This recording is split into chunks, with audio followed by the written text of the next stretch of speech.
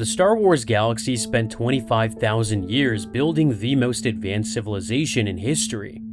And in all that time, the most important stories were never about the wars or the people who fought them. They were about the places, what was built there, what was buried, and what the galaxy never wanted anyone to find. It starts at the center of everything, the capital world of the entire Republic, a planet so thoroughly constructed that it buried its own surface and forgot it was ever there. Coruscant stands as the galactic capital, the seat of the Senate, home to the Jedi Temple, and the center of civilization for 25,000 years. But the Coruscant you see in the films only shows the surface, and the surface is hiding secrets that go down 5,000 levels deep. Over millennia of construction, the Republic built upward continuously, stacking new layers on top of old until the original planetary surface disappeared beneath artificial platforms kilometers thick. They created 5,127 distinct levels, and each level tells a different story. At the summit, senators debate in marble halls. In the middle levels, millions work in factories that never stop. In the depths, organized crime syndicates control entire districts that the Republic forgot centuries ago. At the very bottom, toxic air and collapsed ruins hide the foundations of everything built above. This video descends through every single level of Coruscant, from the Senate District on level 5127 down to the original planetary surface at level 0. I've gone through Canon and Legends sources to piece together the complete structure of the city planet. So, enjoy. Level 5127 represents the absolute summit of Coruscant's construction. This is the surface level, the only elevation on the entire planet where natural sunlight reaches the streets without filtering through thousands of levels of buildings above. During the final years of the Galactic Republic, all of Galactic City's most important structures existed at this elevation. The Senate Rotunda dominated the skyline, its massive dome sheltering representatives from 10,000 star systems who conducted the business of galactic governance. Nearby stood the Jedi Temple, 5 ancient spires that had served as headquarters of the Jedi Order for over 1,000 generations. But the surface level depended on the infrastructure hidden below. The Senate District occupies kilometers of territory on level 5127, featuring senatorial apartments and high-security complexes near the Senate building. Parks like the Gardens of Equality and Justice provide green space for senators between sessions. The district is protected by the blue-robed Senate guards, who stand watch at building entrances and delegate platforms. They breathe air that has not been recycled 5,000 times through filtration systems that should have been replaced decades ago. This level houses senators, diplomats, high-ranking government officials, and the extremely wealthy who can afford the astronomical cost of surface-level real estate. When the Galactic Empire replaced the Republic in 19 BBY, level 5127 transformed along with the government it hosted. The Compnor Arcology was constructed as a massive complex housing the Commission for the Preservation of the New Order and its propaganda apparatus. The Senate building remained standing but lost its legislative power as Emperor Palpatine consolidated authority. Meanwhile, the Jedi Temple became the Imperial Palace after Order 66 eliminated the Jedi, with its halls converted into administrative centers and Palpatine's personal residence.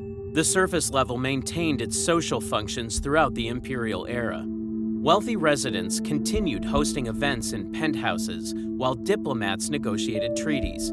The level's high-end establishments operated without interruption despite the changing government. What made all of this possible lay 127 levels below. Level 5127's infrastructure depended entirely on Level 5000. Level 5000, situated just 127 levels below the surface, presents a stark contrast to the luxury above. While Level 5127 receives natural sunlight, Level 5000 operates without it, providing power for all levels above. This level houses Coruscant's central power distribution grid. featuring massive generators that produce enough energy to illuminate entire star systems if pointed in the right direction. The machinery operates continuously, producing a low-frequency hum audible throughout the entire level. The Clone Wars demonstrated how vital Level 5000 was to Coruscant's survival when Separatist infiltrator demolition droids, operating under General Grievous's orders, targeted the central power distribution generator. The strike destroyed machinery that had run continuously for centuries, triggering a cascade failure that spread across the grid within 2 minutes. Entire sectors of the upper city lost power instantly. Hospitals experienced life support failures, and traffic control networks went offline, sending speeders colliding into buildings across multiple districts. Within hours, the casualty count reached into the thousands, prompting the Senate to convene an emergency session that resulted in bank deregulation legislation, accelerated clone production, and further expanding Chancellor Palpatine's wartime authority. In Legends continuity, a separate incident involving the Star of Isken strike triggered the Enhanced Security and Enforcement Act through similar mechanisms, with both incidents serving to expand Palpatine's power. Level 5000 also explains Coruscant's numbering system. Higher numbers indicate higher altitudes. Level 1 sits at the bottom, built on the planet's actual surface before millennia of construction buried it, while Level 5127 sits at the top, reaching into the stratosphere where the air grows thin. Everything in between was constructed over 25,000 years of continuous building.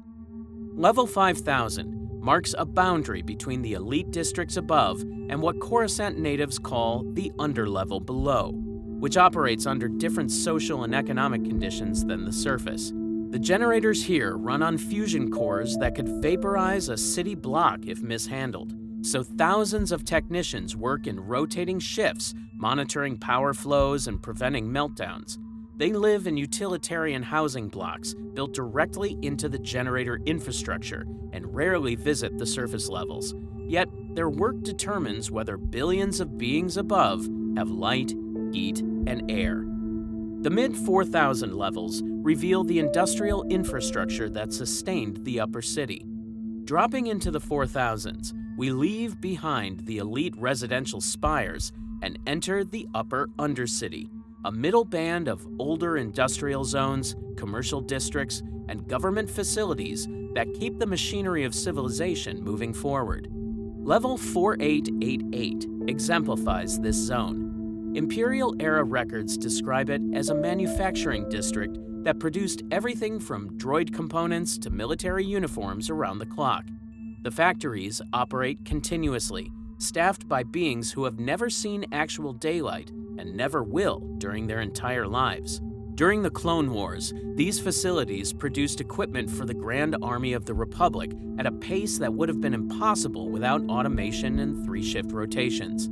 After the Empire took control, they switched to producing stormtrooper armor and TIE fighter components without missing a single production quota. The machinery does not care who wins the conflict or what ideology drives the orders.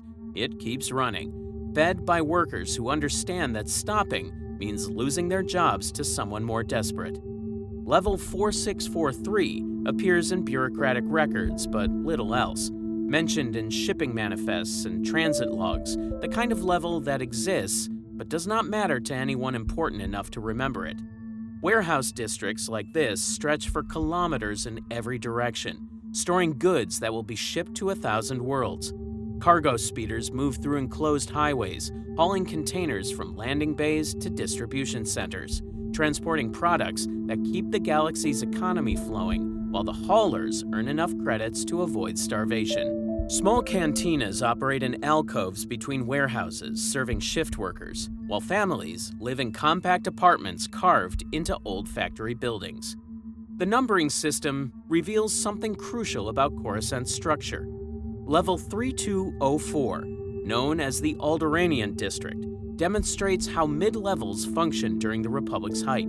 Alderaanian expatriates constructed an entire neighborhood here, recreating their homeworld's architecture in miniature despite the astronomical cost and engineering challenges. The district featured towers built in Alderaanian architectural style, alongside artificial gardens where specially treated plants grew under UV lamps that simulated Alderaan's sun.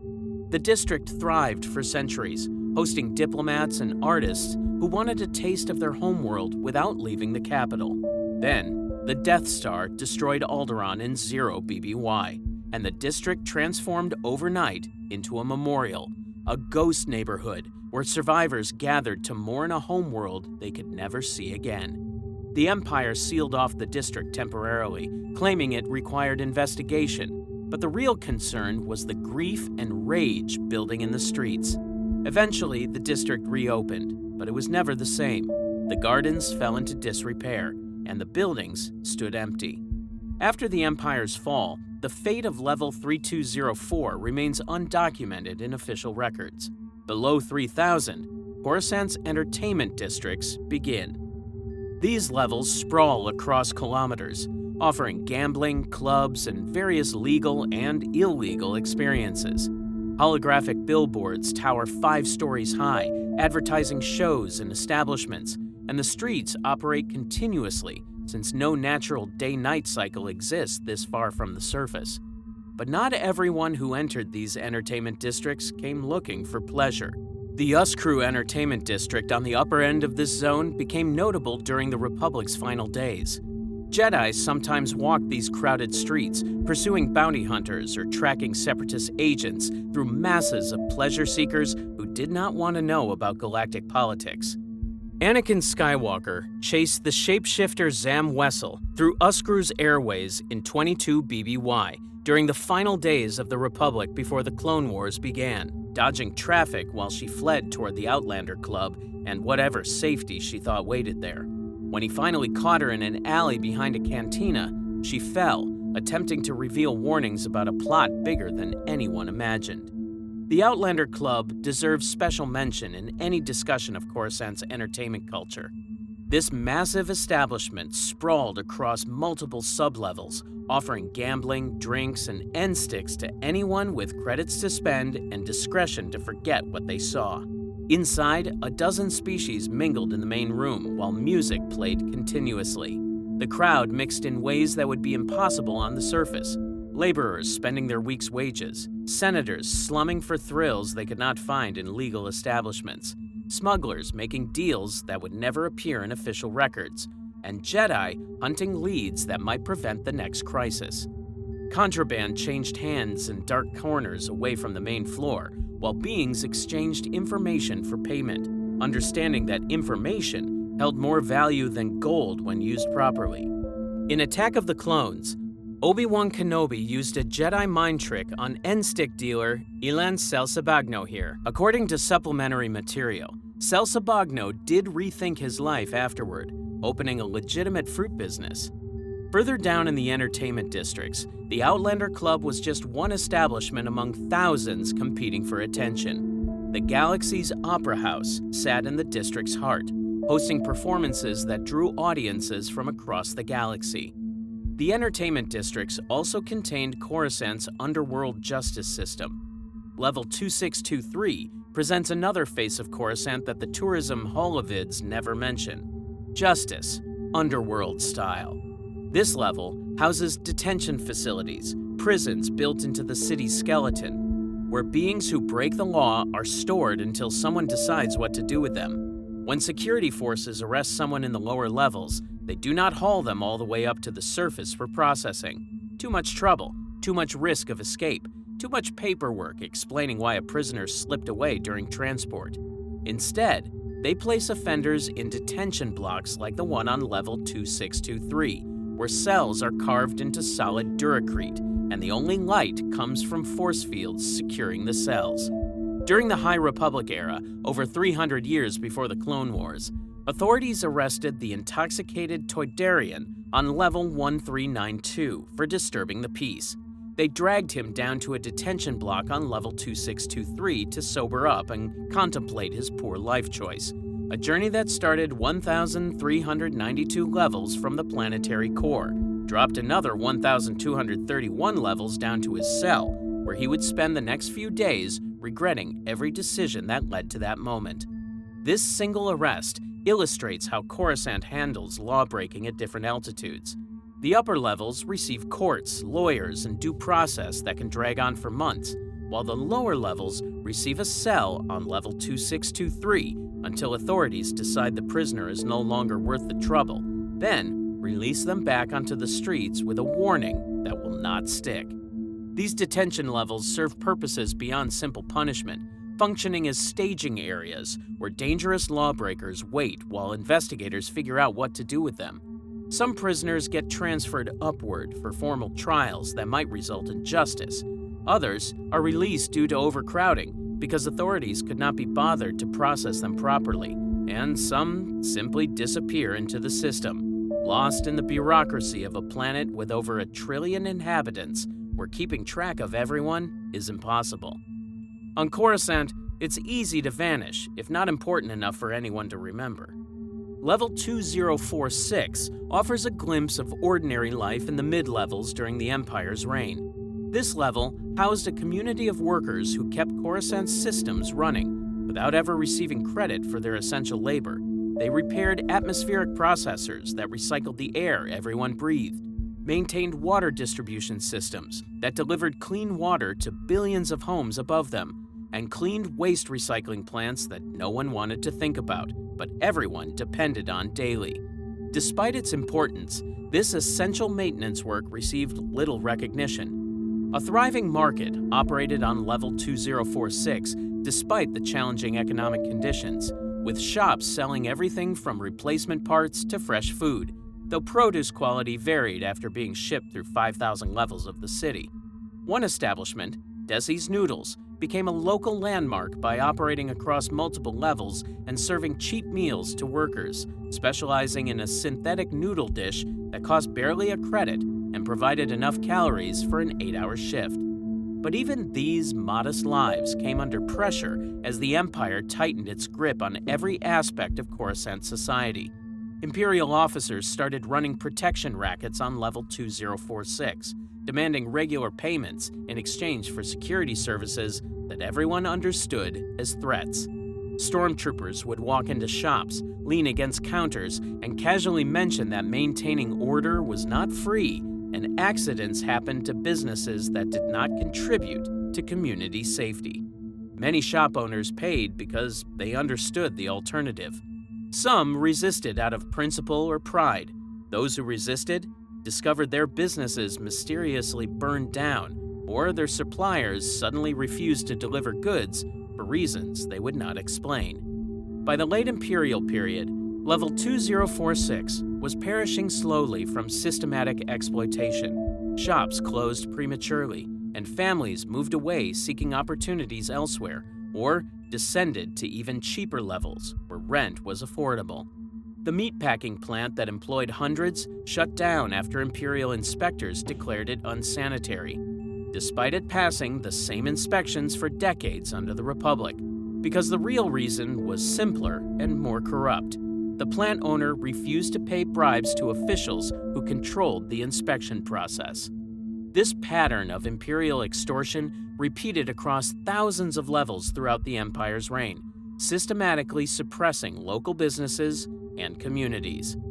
Below level 2000, the city becomes something else entirely. Natural light does not reach these levels, which means residents live their entire lives without seeing sunlight.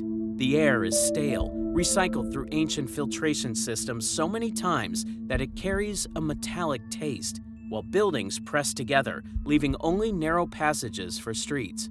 Meanwhile, the infrastructure shows visible strain, sagging durasteel beams, walls bulging under pressure, and cracks sealed with temporary foam. These levels form the structural foundation that supports everything above, with infrastructure, support beams, power conduits, ventilation systems, keeping the upper levels functioning.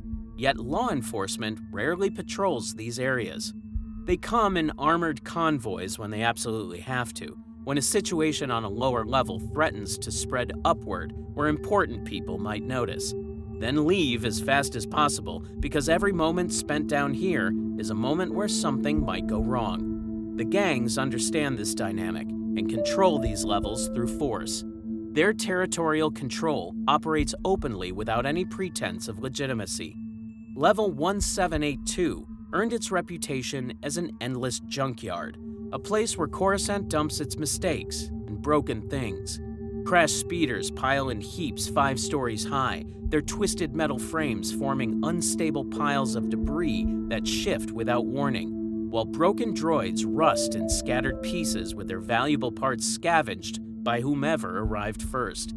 Old building materials, outdated technology, discarded furniture from upper-level homes, all of it ends up here, accumulating over decades of dumping from upper levels. But people live here despite the dangers and squalor. They carve homes into the scrap heaps, welding together shelters from starship hulls and sheet metal salvaged from demolished buildings. They hunt through the junk for salvageable components, selling anything valuable to dealers who come down from upper levels looking for deals on parts they can resell for profit. It's a dangerous existence where unstable towers of debris collapse without warning, crushing anyone underneath. Toxic runoff pools in low spots, corroding metal and flesh alike, creating zones where nothing can survive for long. Feral droids wander the heaps, their programming corrupted by years without maintenance, attacking anything that moves because their threat recognition subroutines cannot tell friend from foe anymore. Yet communities have formed on level 1782. Scavengers develop territories and hierarchies based on who controls the best salvage spots. The best locations, areas where upper-level contractors regularly dump valuable technology, are claimed by gangs who defend their turf through conflict when necessary. Smaller operators work the margins, hoping to find valuable salvage that will allow them to relocate to a higher level. Children born on level 1782 grow up in salvage communities, learning to recognize valuable salvage before they learn to read or write. This existence is all they know. Life beyond these heaps of garbage remains unimaginable to them, including levels where the ground is solid and buildings stay standing for more than a few years without collapsing. One story tells of a Herdlick informant who directed fugitives to hide on level 1782, reasoning correctly that no one would search a literal trash heap for escaped prisoners. He was right. The fugitives disappeared into the scrap heaps and were never found.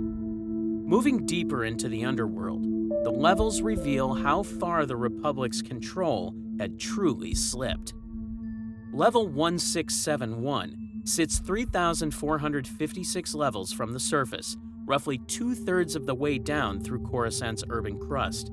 This level's reputation for criminality stretches back to the final years of the Republic, before the Clone Wars began. In 26 BBY, Lieutenant Tanavos Devo of the Coruscant Security Force raided an arms deal here that made his career and nearly ended his life.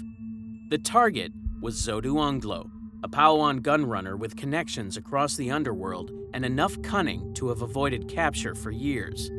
Onglo specialized in moving stolen military-grade weapons, selling them to whoever paid his price without caring what they planned to use the blasters for afterward. On that night, he arranged a deal in a warehouse on level 1671, planning to sell a cache of weapons lifted from a Republic armory to buyers who definitely should not have access to military hardware. Devo's intelligence network tipped him off about the transaction. The lieutenant assembled a strike team and moved in as credits were changing hands and the buyers were inspecting their new merchandise. The resulting firefight illuminated 3 blocks in every direction. Onglo's guards opened fire the instant they spotted badges, not waiting for anyone to announce they were under arrest. Devo's team returned fire immediately, pinning the lawbreakers behind cargo containers while calling for backup that might arrive too late to matter. The warehouse itself was a maze of storage crates and dark corners, perfect terrain for an ambush or a last stand. For 20 minutes, blaster bolts crisscrossed the space, sparking off Durasteel support beams and punching through the cheap, corrugated metal walls. Then, Devo flanked the defenders through a ventilation shaft no one was watching, coming up behind them through the darkness and catching them completely by surprise. Onglo surrendered when he felt a blaster pressed against the back of his head and realized his situation had become hopeless. Devo's case report describes Level 1671 as a hostile zone where standard law enforcement procedures do not apply. Officers operate surrounded by beings who view them as invaders. The report notes that without proper backup and heavy weapons, entering Level 1671 results in casualties. This case file reveals how the Republic viewed its own lower levels. Even before the Clone Wars and the Empire's rise, Coruscant had lost control of huge swaths of the Underworld, where outlaws operated openly, and law enforcement only intervened when crimes affected upper levels or someone important demanded action. The 1300s contain the levels that define Coruscant's underworld in popular imagination. The 1300s, especially Level 1313, define Coruscant's illicit underworld. These levels are well known in the lower city, but largely unknown on the surface, attracting those seeking to operate outside Republic or Imperial law. Level 1313 sits 1,313 levels up from the planetary core, deep enough that Coruscant's polite society forgot it existed centuries ago. During the Clone Wars, most citizens on the upper levels did not know there was a Level 1313, as it was not part of their awareness. The Jedi knew about it due to lawbreakers fleeing to these depths, but did not publicize its existence. The level's architecture reveals its age through every crumbling surface. Buildings here date back thousands of years, constructed during Coruscant's early urban expansion, when the city still had open ground and natural sky.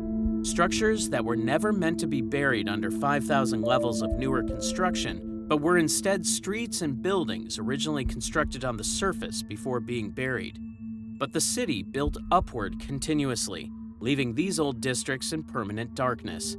The buildings lean against each other for support, with foundations settling unevenly. Walkways sag under the weight they were not designed to carry, and mold grows on most surfaces due to moisture and poor ventilation. Ahsoka Tano learned about 1313 the hard way when she had nowhere else to run. Falsely accused of attacking the Jedi Temple in 20 BBY, she fled to the Underworld to escape Republic forces who thought she was an extremist. With nowhere else to turn and no one to trust, she descended to 1313, hoping to lose herself in the crowds where Jedi rarely ventured. Gangs controlled the streets and demanded tribute. Every transaction required credits and favors, and finding food meant navigating local loyalties and debts unfamiliar to someone raised in the Jedi Temple. She met the Martez sisters, Trace and Rafa, in a repair shop on 1313, where they struggled to keep a legitimate business running. These two young women had been born on 1313 and never left. They were not lawbreakers by choice, but were simply trying to survive in an environment that punished honest business practices. To them, the Jedi were distant figures who never came to the lower levels. When Ahsoka revealed she was a Jedi, they initially did not believe her. The Martez sisters had their own problems that went beyond poverty. They owed money to a gangster named Pintu Sunel, a Quarren enforcer who controlled several blocks of 1313 through fear and casual cruelty. Sunel ran a protection racket that was anything but protective. Pay him or suffer accidents that would destroy everything you worked for. The sisters could not pay, so their options were brutally simple. Work for Sunel, doing jobs they would hate themselves for, flee Coruscant entirely with nothing but what they could carry, or refuse and perish when his patience ran out. Ahsoka's arrival complicated everything because her presence brought danger that the sisters could not handle. When gangsters from the Pike Syndicate showed up looking for the fugitive Jedi, the Martez sisters got caught in the crossfire that was not their fight. Eventually, Ahsoka and the sisters escaped 1313 together, flying off-world in a cargo ship they barely knew how to pilot. For Ahsoka, it was a temporary stop on a journey toward clearing her name and finding justice.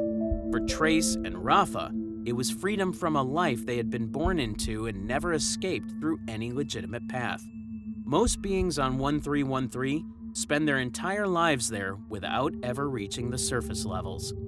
According to Legends sources, Level 1313 was planned to play an even larger role in Star Wars storytelling. LucasArts announced Star Wars 1313 in 2012 as a video game focusing on Coruscant's illicit underworld, and a live-action TV series titled Star Wars Underworld would have used the same settings. Though both projects were canceled after Disney's acquisition of Lucasfilm, concepts survived in various forms. The Star Wars The Essential Reader's Companion describes Boba Fett investigating underworld networks on 1313 during the Empire's reign, hunting bounties through the lower levels where Imperial law had limited reach. Meanwhile, Dr. Evazan and Ponda Baba, the Cantina thugs who later confronted Luke Skywalker and Mos Eisley, fled through 1313 1 year before A New Hope, pursued by Coruscant police after a botched medical experiment. The level's darkness is not metaphorical.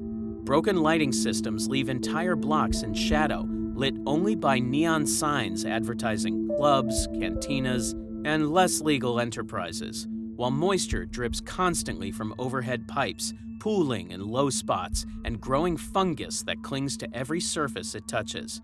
Fungus grows on most surfaces, thriving on organic material that accumulates in the lower levels. Yet despite everything working against them, life persists. Clubs on 1313 host dancers and musicians, and families raise children in apartments carved into ancient buildings, teaching them to survive in a hostile world that is the only home they will ever know. The levels surrounding 1313 each tell their own stories of survival and betrayal. Level 1312 attracted a different kind of illicit, those who needed to stay hidden rather than operate openly. One level up from 1313, the level shares many characteristics with its infamous neighbor. Dim streets lit by failing glow panels, gang presence on every corner, businesses struggling to stay legitimate in an economy that rewards corruption, but with slightly less chaos moment to moment. That small difference mattered to people looking for a place to hide where they might survive longer than a week. Asajj Ventress lived on 1312 for a time after leaving Count Dooku's service and everything the Sith represented. The former assassin turned bounty hunter needed a base of operations, off the grid, where neither Jedi nor Sith would think to look for someone with her particular skills. The corner of 12th and G on level 1312 fit perfectly for her needs. A numbered intersection in a numbered grid, anonymous and forgotten by anyone who mattered. So, she rented a small apartment, paid in untraceable credits that could not be tracked to their source, and operated from there for months without incident. When Ahsoka Tano fled to the Underworld during her fugitive arc, she ended up at the same intersection by pure chance or the Force's guidance. She did not know about Ventress's residence. She needed a public holobooth to make a call, and 12th and G had one that still worked, unlike most of the vandalized equipment scattered across the level. Standing in that booth, surrounded by the noise and chaos that never stopped on 1312, Ahsoka contacted Barriss Offee, not knowing Barriss had betrayed her. The fact that both Ventress and Ahsoka ended up on the same corner tells us something important about the Underworld's geography. Safe spaces are rare at this depth. The few locations with working communication equipment or quiet rooms are used repeatedly by different people hiding from different threats. Level 1315, 3 levels up, hosted abandoned warehouses left over from the Republic's earlier industrial era, buildings empty and forgotten by everyone except outlaws who needed space to store contraband away from official eyes, making them perfect for storing illegal goods, evidence of conspiracy, or traps designed to destroy a young Jedi's life and reputation. Barriss Offee chose a mutinous warehouse on 1315 as her base when she turned against the Jedi Order she had once served. The warehouse held crates of nanodroids, banned weapons from the Clone Wars that could slip through security scanners and destroy systems from within buildings that seemed completely safe. Barriss had used these weapons to strike the Jedi Temple, taking lives and destroying property while framing Ahsoka for crimes she did not commit. Now, Barriss hid in the warehouse's depths, planning her next move, while the Jedi searched for evidence that would prove Ahsoka's guilt and justify their rush to judgment. Ahsoka and Ventress tracked her there through investigation and intuition. They had formed an unlikely alliance, the falsely accused Padawan and the notorious assassin, working together because the truth mattered more than their past conflicts. When they reached the warehouse at 1315, they found it brightly lit, with the constant clatter of machinery echoing through the space. With crates stacked 20 feet high, creating a maze where Barriss waited with stolen lightsabers. The confrontation was brief and brutal when it finally came. Barriss ambushed them from above, leaping from a catwalk with lightsabers blazing red, but they were not her lightsabers. She had stolen Ventress's weapons, dual crimson blades that deceived onlookers into believing a Sith was present. Ahsoka and Barriss clashed among the munitions crates, lightsabers carving through metal containers and support beams. Then, Barriss played her final move with ruthless precision. She knocked Ahsoka unconscious with a calculated strike and scattered nanodroid evidence around her unconscious body, creating a scene that looked exactly like an extremist caught with incriminating materials. When clone troopers burst into the warehouse moments later, responding to anonymous tips, they found exactly what they expected. Ahsoka surrounded by incriminating evidence, while Barriss had vanished into the darkness. The arrest on level 1315 led directly to Ahsoka's trial and expulsion from the Jedi Order. Though she was eventually cleared after the truth emerged, the damage could not be undone.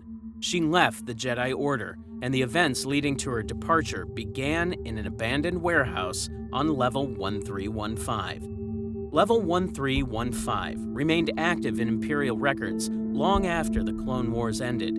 Security reports note suspicious activity on level 1315 as a routine entry in daily logs, suggesting illicit operations continued for decades in warehouses that no one bothered to demolish or repurpose for legitimate use. The Clone Wars turned these forgotten levels into stages for personal tragedies that shaped galactic history. Level 1325, 10 levels up from 1315, witnessed another tragedy that the Clone Wars inflicted on those who tried to do the right thing. ARC Trooper CT-5555, known to his brothers as Fives, discovered the truth about Order 66 through investigation and terrible luck. He learned about the inhibitor chips planted in every clone trooper's brain, bioorganic devices designed to turn loyal soldiers into Jedi executioners at Palpatine's command. Fives knew he had to warn someone who could stop the conspiracy, but he needed to find someone he could trust, despite the conspiracy reaching the highest levels of government. He chose Anakin Skywalker and Captain Rex, two beings he believed would listen and act on evidence, even if it implicated the Chancellor himself. Fives arranged a secret meeting on level 1325, Sector I-9, in a hangar bay far from prying eyes and surveillance systems that reported everything to Palpatine's network. He picked this level deliberately for strategic reasons, deep enough that Senate security would not patrol without a specific reason, but accessible enough that Anakin could reach it without raising suspicion from handlers who watched his movements. In that hangar, Fives presented his evidence about the inhibitor chips and their purpose. He explained the conspiracy to Anakin and Rex, who began to believe his account, despite how impossible it sounded. Then, Coruscant's security burst through the hangar doors, responding to a tip from Palpatine's agents. In the chaos and confusion that followed, a security officer struck Fives. He perished in Rex's arms moments later, attempting to warn them about the Chancellor and the chips, but he failed to convey the full message as he fell, leaving Palpatine's plan unopposed. Fives fell on level 1325, in a hangar that was unmarked and cleaned by security droids within hours. Even in these depths where tragedy struck daily, the Underworld's economy continued operating. Level 1329, 4 levels down from 1325, is home to Uret's Mark, a bar with a well-earned reputation as one of the roughest establishments on one of the roughest levels in Coruscant's Underworld.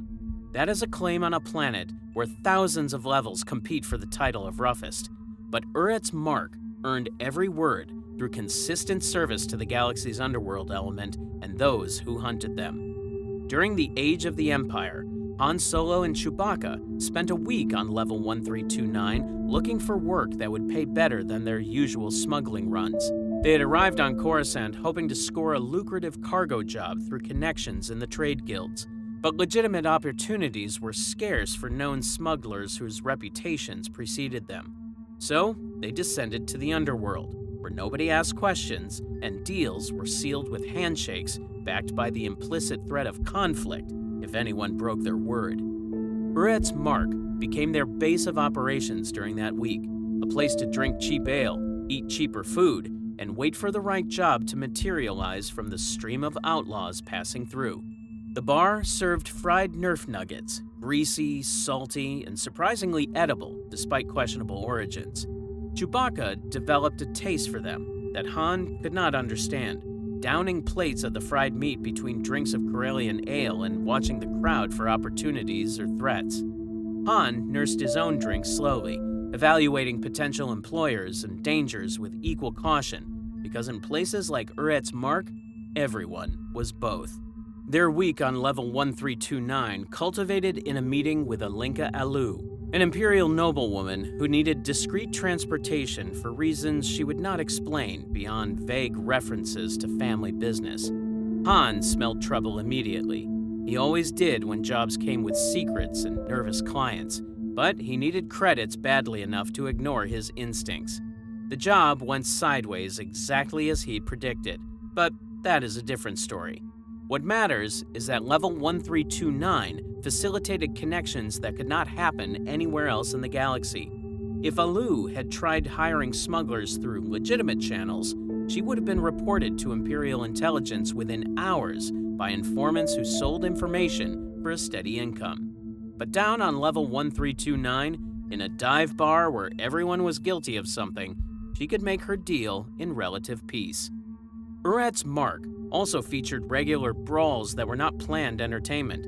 Spontaneous conflict erupted when someone insulted the wrong being or cheated at sabak against someone who did not accept losing gracefully. Below the 1300s, conditions deteriorate beyond what most beings consider survivable.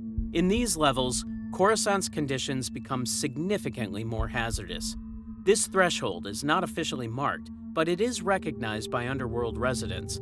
Above it, the lower levels are dangerous but functional, while below it, infrastructure failures and environmental hazards make the levels largely uninhabitable.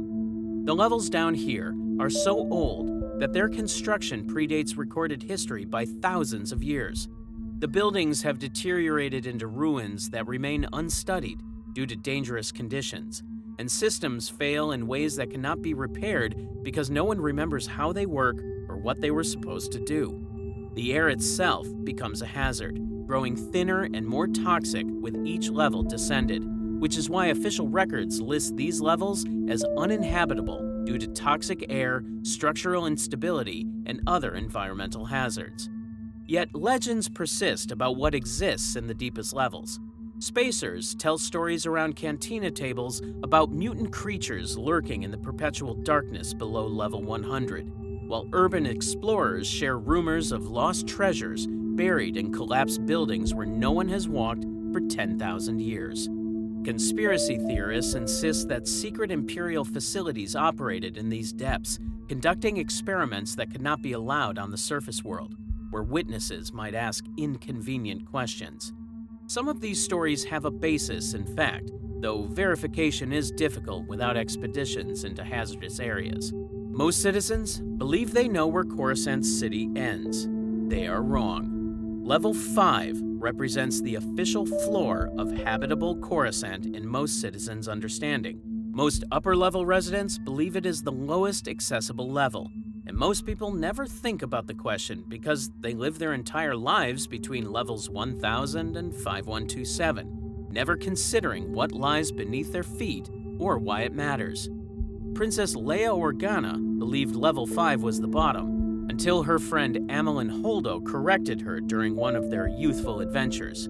Young Leia, full of confidence and privilege that came from being raised in palaces, stated with absolute certainty that level 5 was as low as anyone could go.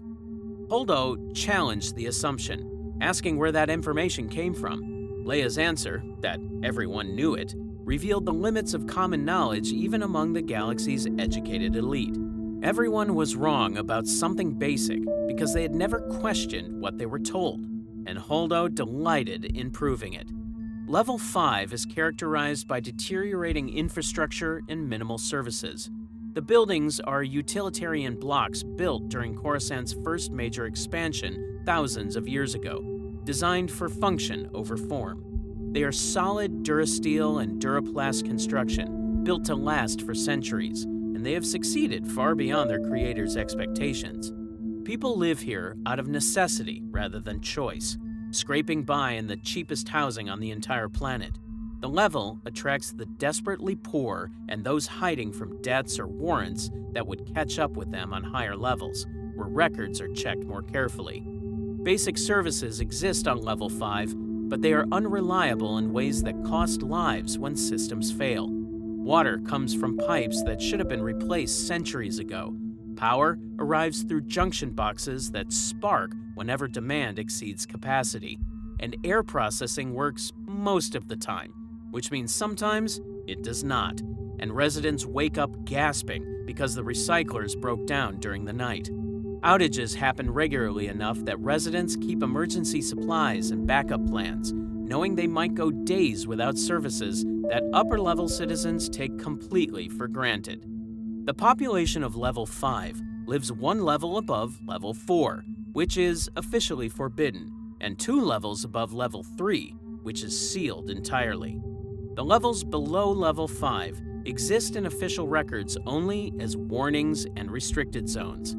Young Leia learned that everyone was wrong in the most direct way possible when Amil and Holdo decided they should explore level 4 during one of their adventures together. The official records said it was inaccessible, sealed off for safety reasons that no one bothered to explain beyond vague warnings about structural instability. But Holdo took that as a challenge rather than a deterrent, because telling her something could not be done was the surest way to make her do it. She found maintenance shafts that led down into the forbidden level, access tunnels that had not been sealed properly, and weak points in the barriers that kept ordinary citizens from descending.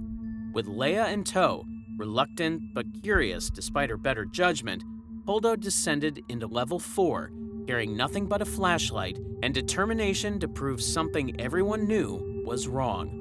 The level had no functioning lighting systems, so Holdo's flashlight revealed crumbling architecture and thick dust that made breathing difficult, while the structures showed visible signs of settling under the weight of the levels above with unstable floors and ceilings.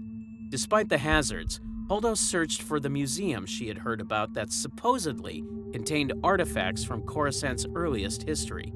She found it tucked into a forgotten corner of level 4, a building that predated the Republic by thousands of years.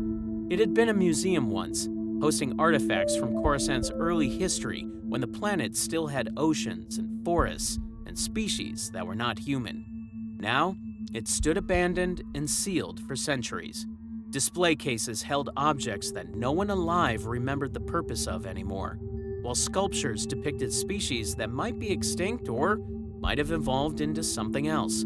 Text plaques explained exhibits in languages that required translation software to read, and even then, the meanings came through garbled and uncertain.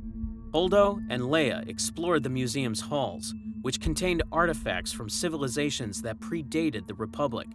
The experience demonstrated that Coruscant's construction had buried entire eras of history beneath newer levels.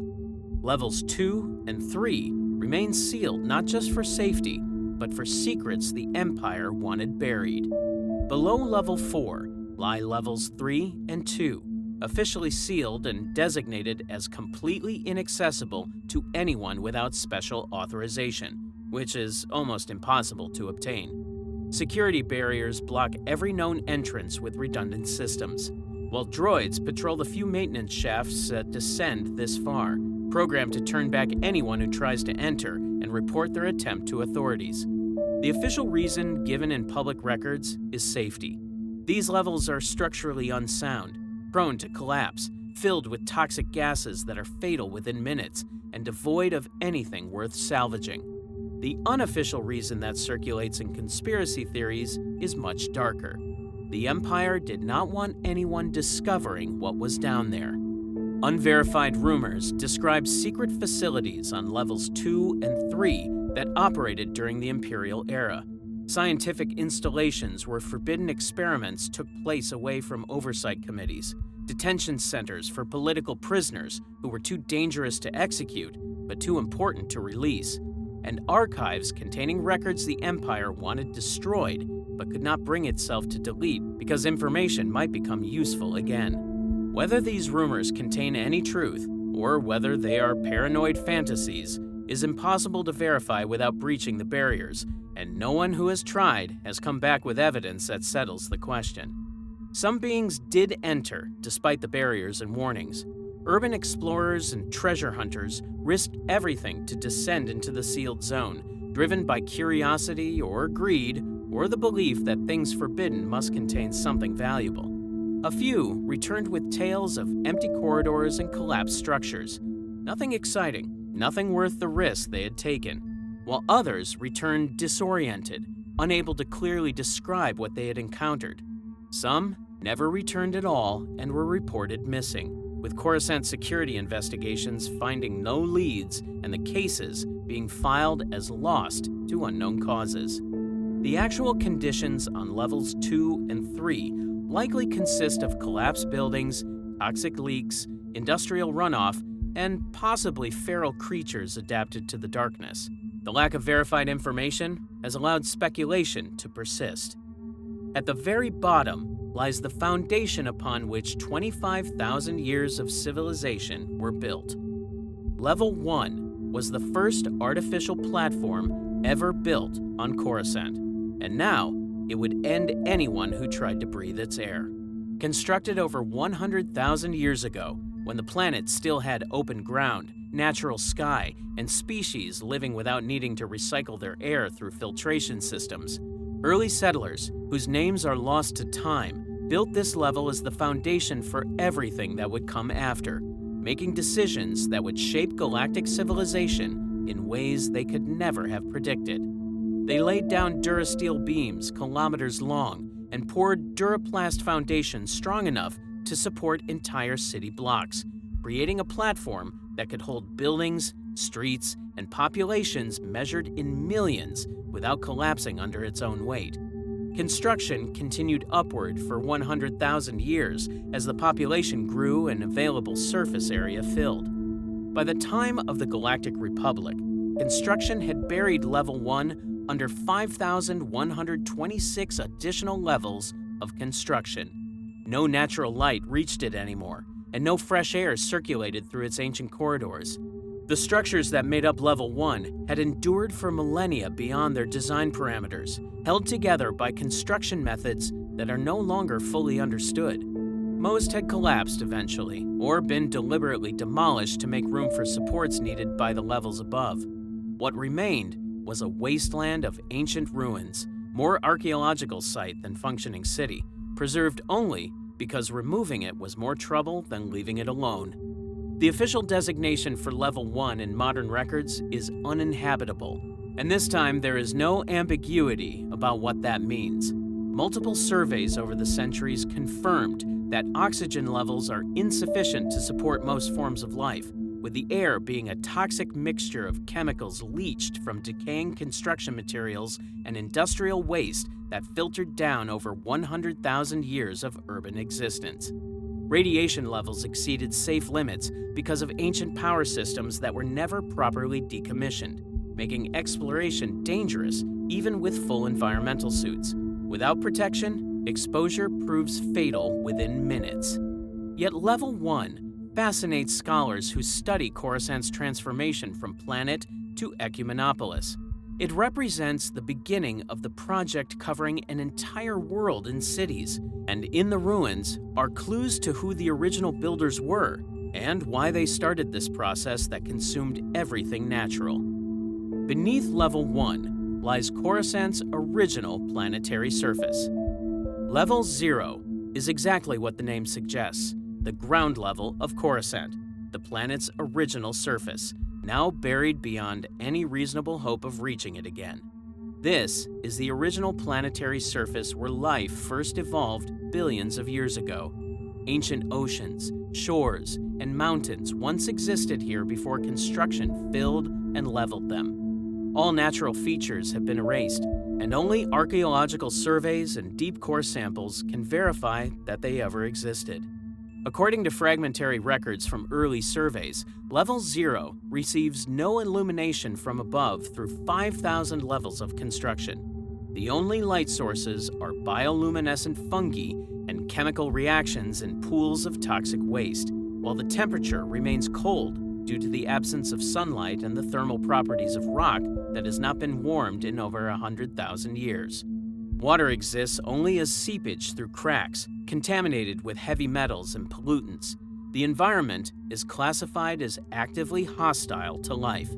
Coruscant is classified as an ecumenopolis, a planet entirely covered by a city. The original planetary surface at Level 0 has been buried under artificial construction for over 100,000 years. One persistent myth claims that mutated creatures live below Level 100, things that evolved in the darkness over thousands of years and have never seen light in their entire evolutionary history. These creatures supposedly hunt by sound and smell alone, preying on explorers who descend too far. They are described as having pale, almost translucent skin due to the lack of sunlight, enormous eyes adapted to near-zero light conditions, and large appetites due to food scarcity in the depths. The Coruscanti ogre is one such creature from urban legends. Stories describe it as a massive humanoid standing twice the height of a human, with long arms ending in claws capable of tearing through durasteel like paper.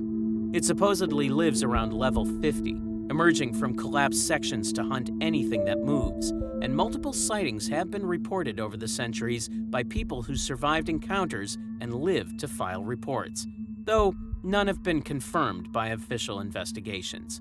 Skeptics argue that the ogre is an urban legend, a story told to scare people away from dangerous levels where they might hurt themselves, while believers point to the missing persons reports and say the ogre is real and hungry for its next meal. Multiple sightings of unidentified creatures near Level 0 have been reported over the centuries, none officially confirmed.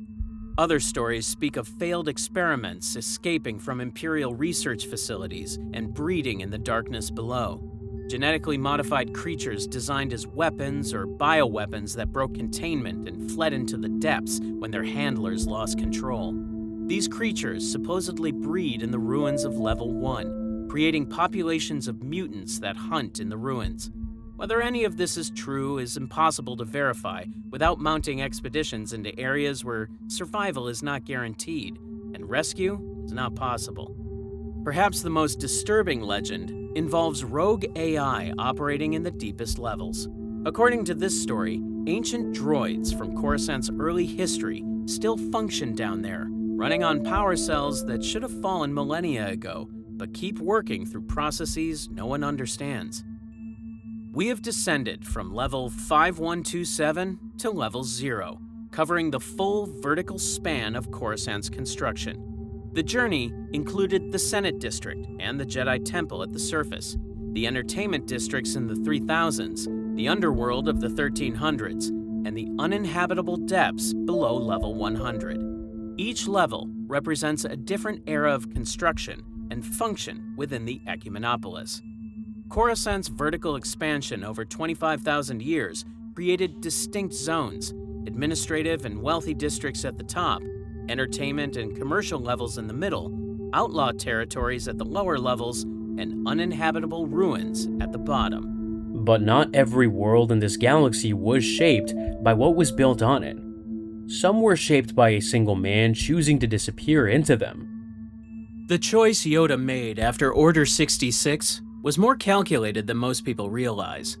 When the last Grand Master of the Jedi Order selected a planet for exile, he passed over hundreds of remote worlds to settle on Dagobah, a fog-choked swamp crawling with predators. dozens of planets had no Imperial presence. Some offered actual shelter, clean water, and breathable air. However, Yoda chose the swamp. And the real question isn't why he hid, but why he chose to hide there. According to canon sources, particularly the Clone Wars series, Yoda first visited Dagobah during the war, years before Order 66. He did not find the planet through charts or military reports, and instead, the spirit of Qui-Gon Jinn guided him there. Qui-Gon had learned to keep his mind alive after passing, and through his power, he could speak with the living under certain conditions. During an important time in the war, he reached out to Yoda with a mission that would change the course of the Grandmaster's life. The instructions were strict and left no room for doubt. Yoda had to travel alone. He could not tell the Jedi Council where he was going, and he could not bring anyone with him or record his route. These rules seemed extreme, but Qui-Gon made it clear that the secrecy was necessary for everything that would follow. Yoda, the leader of the entire Jedi Order, obeyed without question. He left Coruscant without explanation. When he landed on Dagobah, he found a world that was nothing like what he expected. The planet was not calm, but instead filled with predators, poisonous plants, and ground soft enough to swallow a ship whole. Thick fog covered everything, and the air was heavy with moisture. Dangerous creatures lurked in every shadow, and survival required constant awareness. Yet, Qui-Gon's spirit called Dagobah pure. This description seemed to go against everything Yoda could see around him. The swamp was hostile in every way, and nothing about it suggested purity or peace. But Qui-Gon was not speaking about the surface conditions. He was speaking about the Force. The Force worked differently there. The living Force, which flows through all creatures, was very strong on Dagobah, and life grew everywhere, wild and aggressive. Every corner of the planet was filled with living things fighting to survive and grow. At the same time, the cosmic force, which connects all things across time and space, also gathered there with unusual strength. These two parts of the force rarely came together with such strength in one place. Because of this, Dagobah was not peaceful, but flooded with energy. This created something no other planet could offer. The force on Dagobah did not behave normally, and instead created a kind of noise, a constant, very strong signal that drowned out everything else. On most worlds, a trained Force user could sense individual beings, track movements, and detect emotions. On Dagobah, all of that became impossible because the background energy was simply too loud. For a Jedi trying to disappear, this noise was more useful than any fortress. The Jedi Council never learned about Dagobah. Yoda returned to Coruscant and went back to his duties without saying where he had been. No one questioned his absence, and no one pressed him for details. The war continued, the Senate grew more corrupt, and Palpatine's power grew with each passing month. Through all of it, Yoda kept the planet secret, telling no one what he had found or why it mattered. This choice proved important after Order 66. When the Republic fell and the Empire rose from its ashes, Yoda already knew exactly where to go. He did not need to search for a hiding place or scramble to find safety. He had one ready. A location prepared years in advance for exactly this moment. His return to Dagobah after the fall was simple. He just left, slipping away from the chaos without drawing attention. No pursuit followed, no Imperial forces tracked him, and no Inquisitors sensed his presence because the Force itself seemed to swallow him whole. Yoda vanished as completely as if he had never existed. Imperial scanners could detect life signs and energy signals across huge distances, making it nearly impossible for anyone to hide for long. But Dagobah created so much living and Force activity that sensors could not pick out individual readings. The data came back as a jumbled mess with no clear patterns, and any officer looking at a scan of Dagobah would see chaos and move on to the next target. As shown in The Empire Strikes Back, Luke Skywalker experienced this firsthand when he arrived years later. His X-Wing's instruments became unreliable on approach, giving readings that made no sense. Navigation failed and pointed him in the wrong direction. Targeting computers gave information that did not match what his eyes could see. Because of this, Luke crashed into the swamp since his technology simply could not handle what Dagobah was showing it. The planet broke his equipment before he even landed. The Emperor and Vader were among the most powerful Force users in history. They commanded fleets and armies of hunters dedicated to wiping out every trace of the Old Order. They found and ended Jedi on dozens of worlds, tracking them across the galaxy with patience and skill. However, they never found Yoda. Dagobah removed him from the awareness of everyone who might have looked for him. For 20 years, the greatest Jedi in history lived in a swamp, and his most powerful enemies never knew. The dark side played a key role in making this possible. Dagobah contains something that should have made it wrong for any Jedi: a cave filled with dark side energy. The cave existed long before Yoda arrived, and its origins remain unclear even now. What is clear is that it sent out darkness all the time, giving off a signal that any Force user could detect from far away. The dark side radiated from that cave like heat from a fire, impossible to miss for anyone with the ability to sense it. For most Jedi, this would be a reason to stay away. Dark side places drew Sith attention because they were useful for dark side training and practices. They could also change anyone who stayed too long, slowly pulling them toward dark influence and twisted thinking. A Jedi seeking safety would normally avoid such locations at all costs. Yoda made the opposite choice. He settled near the cave on purpose, building his small hut close enough that the cave's energy surrounded him at all times. Every day, he lived within reach of that darkness. This was not an accident or a matter of convenience, but a carefully made plan with a specific goal in mind. The Darkside Cave was not a danger to Yoda, but his main defense. According to various Star Wars sources about Imperial Inquisitors, these hunters tracked Jedi using the Force itself. They were trained to sense the light side and follow it to its source. When a Jedi acted with kindness or used their powers to help others, they created a ripple in the Force, and that ripple could be traced back to them like footprints in snow. Lightside energy left trails that skilled hunters could follow. The more a Jedi behaved like a Jedi, showing compassion, protecting the innocent, using their abilities for good, the easier they became to find. Many Jedi fell because they could not stop themselves from helping people, and each act of kindness gave the Inquisitors another clue. Dagobah's Darkside Cave solved this problem completely. Because of this, Yoda's energy, no matter how strong, vanished into the noise created by the cave. It was like trying to hear a whisper in the middle of a thunderstorm. The smaller sound simply could not be detected. The process worked like opposite electrical charges.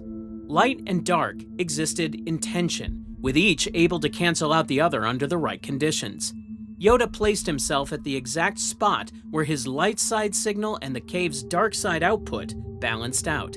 The two energies met and canceled each other out, and where Yoda stood, the Force registered as neutral, neither light nor dark, just empty space. Yoda understood how the energies worked and used that knowledge to create his own disappearance.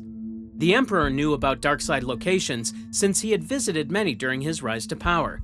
He understood their value and their dangers. When Imperial forces scanned Dagobah and detected the cave's signal, they reached a simple conclusion. The planet was useless because no Jedi would choose to live near such darkness.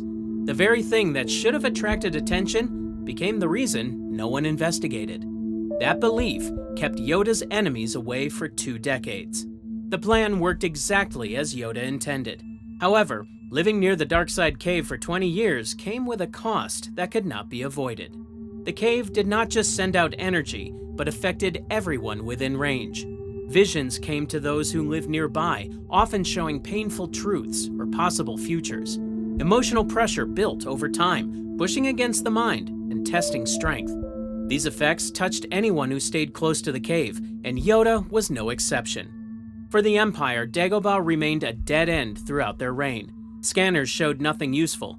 Force detection found only a cave, and no records suggested the planet mattered in any way. Officers who reviewed the data saw a worthless swamp world and moved their attention elsewhere.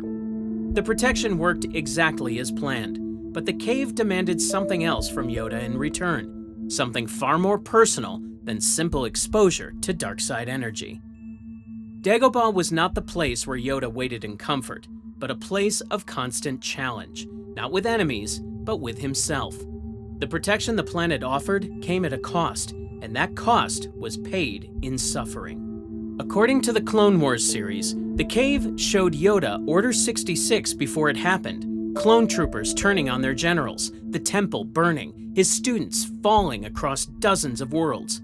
He returned to Coruscant knowing what was coming, yet he could not stop it. Yoda did not flee to Dagobah to escape something unexpected or to hide from a surprise attack. Instead, he retreated to a place that had already showed him his failure in clear detail. Every day on that planet reminded him that he had received warnings and still could not prevent what happened. The common view of Yoda's exile treats it as survival, a smart retreat to stay alive for future resistance. Yoda hid so well that Jedi would not be completely wiped out, and his survival preserved hope for the future. This explanation makes sense on the surface, but the cave's visions suggest something more personal was happening. Yoda accepted responsibility for what happened to the Jedi Order. The Grand Master, who had trained Jedi for centuries, watched his order fall because he could not act on the warnings he received. That weight settled on him and never lifted. Dagobah was not about hiding from the Empire, but about carrying that weight. Yoda could have chosen an easier world, but he picked a location that forced him to face his guilt every day. The cave did not show him temptation or promises of power. It showed him truths he did not want to see. The students he had failed to save, the warnings he had dismissed, the pride that had blinded the Jedi to the Sith among them. Most Jedi would have resisted, but Yoda survived by accepting what the cave showed him. Over 20 years, the weight of his failure changed from burden to foundation. He learned from it, drawing wisdom from the pain, and that understanding shaped how he would eventually train Luke Skywalker. Luke would come to Dagobah carrying his own doubts, his own weaknesses, and his own potential for failure. He needed a teacher who understood what it meant to fall short and keep going anyway. Yoda's exile gave him something no comfortable hiding place could have provided: the experience of being broken and rebuilt. The price of the shield was 20 years of facing his worst moments, and he paid it willingly.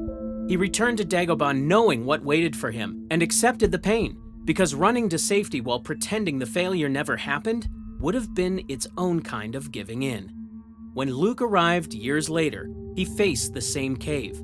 His experience would differ, but the test remained the same. The strongest protection Yoda had was not the dark side cave or the Force noise, but absence from records. Technology could be fooled, and the Force could be blocked, but the simplest protection simply does not exist in any database anyone could search. The planet had been erased long before Yoda needed it. According to the Clone Wars, Qui-Gon's instructions during Yoda's first visit required total secrecy. No one could know about Dagobah under any circumstances. The Jedi Council, despite leading the Order and having access to all its secrets, was never told about the planet or Yoda's visit there. This was not a mistake, but a choice made on purpose. This secrecy kept Dagobah outside official records entirely. The Jedi kept detailed files on nearly every system in the galaxy, built over thousands of years of exploration and study. Their archives were among the most complete in existence, containing information that even the Republic government did not have. Any planet in those archives could be accessed by the Empire after the Order fell. When Palpatine's forces took the Jedi Temple, they gained access to everything stored there. Records, maps, member files, and historical data all fell into Imperial hands. Any world that Jedi had visited or studied became known to the Empire. Dagobah avoided this fate because it was never recorded in the first place. The Council did not question its absence, since they had no reason to look into a planet they had never heard of. No one can search for what they do not know exists. Even Obi-Wan Kenobi did not know where Yoda went. The two surviving Jedi Masters made a key decision after Order 66. They would separate and go to different parts of the galaxy. They would watch over the Skywalker twins, protecting them from a distance, and they would have no contact with each other until the time was right. This meant neither could give up the other's location, even under pressure. Harsh questioning, mind probes, or simple accidents could not reveal what was not known. Yoda knew Obi-Wan was on Tatooine watching over Luke, But Obi-Wan did not know Yoda was on Dagobah. The one-sided knowledge was on purpose, because if Obi-Wan was captured, he could not give away Yoda's hiding place, since he simply did not have that information. The shared silence protected both planets. Tatooine and Dagobah survived the entire Imperial era without discovery. Luke grew up on one, while Yoda waited on the other, and neither location was found because the needed information existed only in minds that were never captured. The Empire could not force secrets out of people who did not have those secrets. But they could not chase what did not exist in any system they could reach. Luke's journey to Dagobah in The Empire Strikes Back showed how complete the erasure was. He could not find the planet through normal methods because no navigation computer had its location, and no database listed it. Luke reached Dagobah only through Force guidance, a vision that showed him where to go. This was something the Empire could not copy or block because it did not depend on technology or records. The Force itself led Luke to his teacher, going around every system that might have tracked him. Even accidental discovery was stopped. Dagobah stayed hidden throughout the entire reign of the Empire, from the first days of Order 66 to the fall of the Second Death Star. After the Empire fell, the secrecy continued. Luke kept Dagobah's location protected even when there was no longer direct danger. The planet where he trained, where Yoda passed, and where he faced his inner darkness, he did not share its location with the New Republic or anyone else. Dagobah existed only in bits and pieces and rumors, and those who knew where it was could be counted on one hand. The secret remained a secret even after the reason for keeping it had passed. The Jedi Order had fallen partly because it had become too organized. Its knowledge was recorded and stored in systems that could be captured. When the Empire took the Temple, it gained access to almost everything the Jedi had known. That information helped the Empire hunt down survivors for years. Dagobah stood for the opposite approach. It was knowledge that existed only in living memory and could not be taken because it was never written down. When everything fell, the escape route was ready because someone had planned ahead. But Dagobah had one more job to do. Dagobah did not accept visitors without testing them. The planet measured everyone's character through challenges that had nothing to do with fighting or power. Strength with a lightsaber meant nothing there. What mattered was something deeper. Yoda had been chosen for Dagobah, guided there by Qui-Gon's spirit, prepared through visions, and picked for a purpose that took decades to unfold. The planet accepted him because he was meant to be there. Luke Skywalker would not receive the same welcome. Instead, he would be tested. The test began before Luke even met his teacher. According to The Empire Strikes Back, when Luke crashed his X-Wing in the swamp and climbed out, he met what seemed to be a small, strange creature. This being appeared harmless, maybe even foolish, with odd speech patterns and strange behavior. It went through Luke's supplies without asking, made annoying comments, and generally acted like a pest. Dagobah tested Luke through failure. He failed Yoda's first test of patience, then failed to understand the cave's warning about his own darkness, and later failed to lift his X-Wing because his mind had already decided what was impossible. Eventually, visions of his friends in danger pulled him away because his training was complete, and he rushed off to face Vader, paying the price for that choice. Yet Dagobah's true test was never about any single failure. It was whether Luke would return after failing so completely, and he did. Humbled and aware of how much he still did not know, he came back to finish what he started. That willingness to face failure and keep going was what mattered most. On this final visit, Yoda completed his training and passed on, knowing the last Jedi had been trained. Those who passed its tests carried something forward, and those who failed were forgotten. Dagobah hid Yoda from the Empire for 20 years, but he had been hiding something far longer than that. The mystery of Yoda's hidden homeworld isn't speculation, but a documented fact. According to the canon reference book Star Wars: The Complete Visual Dictionary, New Edition, the Grand Master of the Jedi Order actively kept his homeworld a secret. Similarly, The Legends source, The Essential Guide to the Force, confirms that Yoda never revealed his homeworld throughout his entire tenure with the Jedi. For over 800 years, the most powerful Jedi in the galaxy refused to reveal where he came from, and yet no one in the Order ever questioned why. Using both canon and legend sources, we'll examine 5 key pieces of evidence that reveal not just how Yoda kept his origins hidden, but why he may have done so. The first proof of Yoda's secrecy comes from the Jedi archives themselves. Every Jedi who joined the Order had their homeworld recorded in their official file. This was standard procedure, documented across multiple sources. The archives maintain comprehensive records on thousands of Jedi across generations, cataloging species, origins, and backgrounds as part of their institutional memory. From youngling to Padawan to Knight, every Jedi's file included their planet of origin, and the system was designed to be complete. Yet when you search for Yoda's entry, the homeworld field is blank. In every official reference book that catalogs Jedi and their backgrounds, Yoda's species is listed simply as unknown, and his homeworld receives that same designation. This isn't an oversight or a gap in the records, as the Jedi archives were meticulous and obsessively complete. Jocasta Nu, the chief librarian, famously declared in Attack of the Clones that if something didn't appear in the archives, it simply didn't exist, and she spoke with absolute confidence in the system's completeness. Yoda's blank entry becomes even more striking considering his position. The Grand Master sat on the Jedi Council for centuries, trained thousands of Jedi, and was arguably the most documented individual in the entire Order's history, with records of his teachings, his missions, and his guidance spanning 800 years.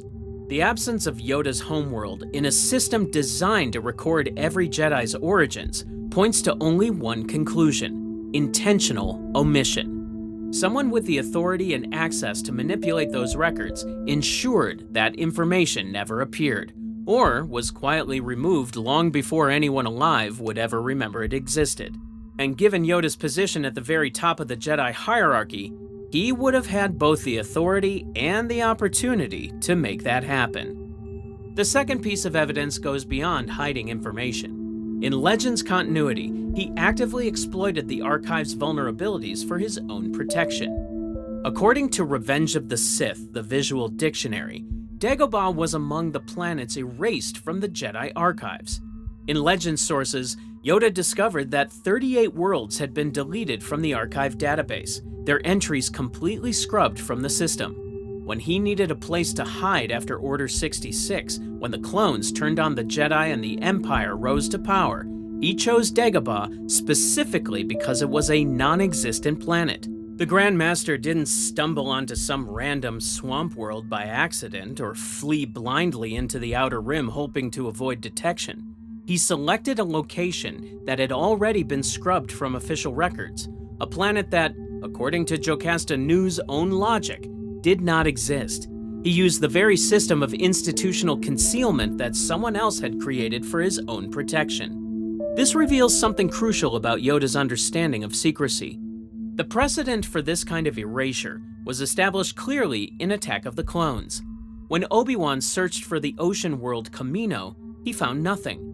The gravitational readings indicated a planet should exist in that location. The stars were being pulled by something massive, but the archive showed empty space where Kamino should have been. Obi-Wan brought this anomaly to Yoda, expecting surprise or concern. Instead, Yoda's response was measured, almost casual. He simply observed that someone had erased the information, as if this were a known possibility rather than an unthinkable violation.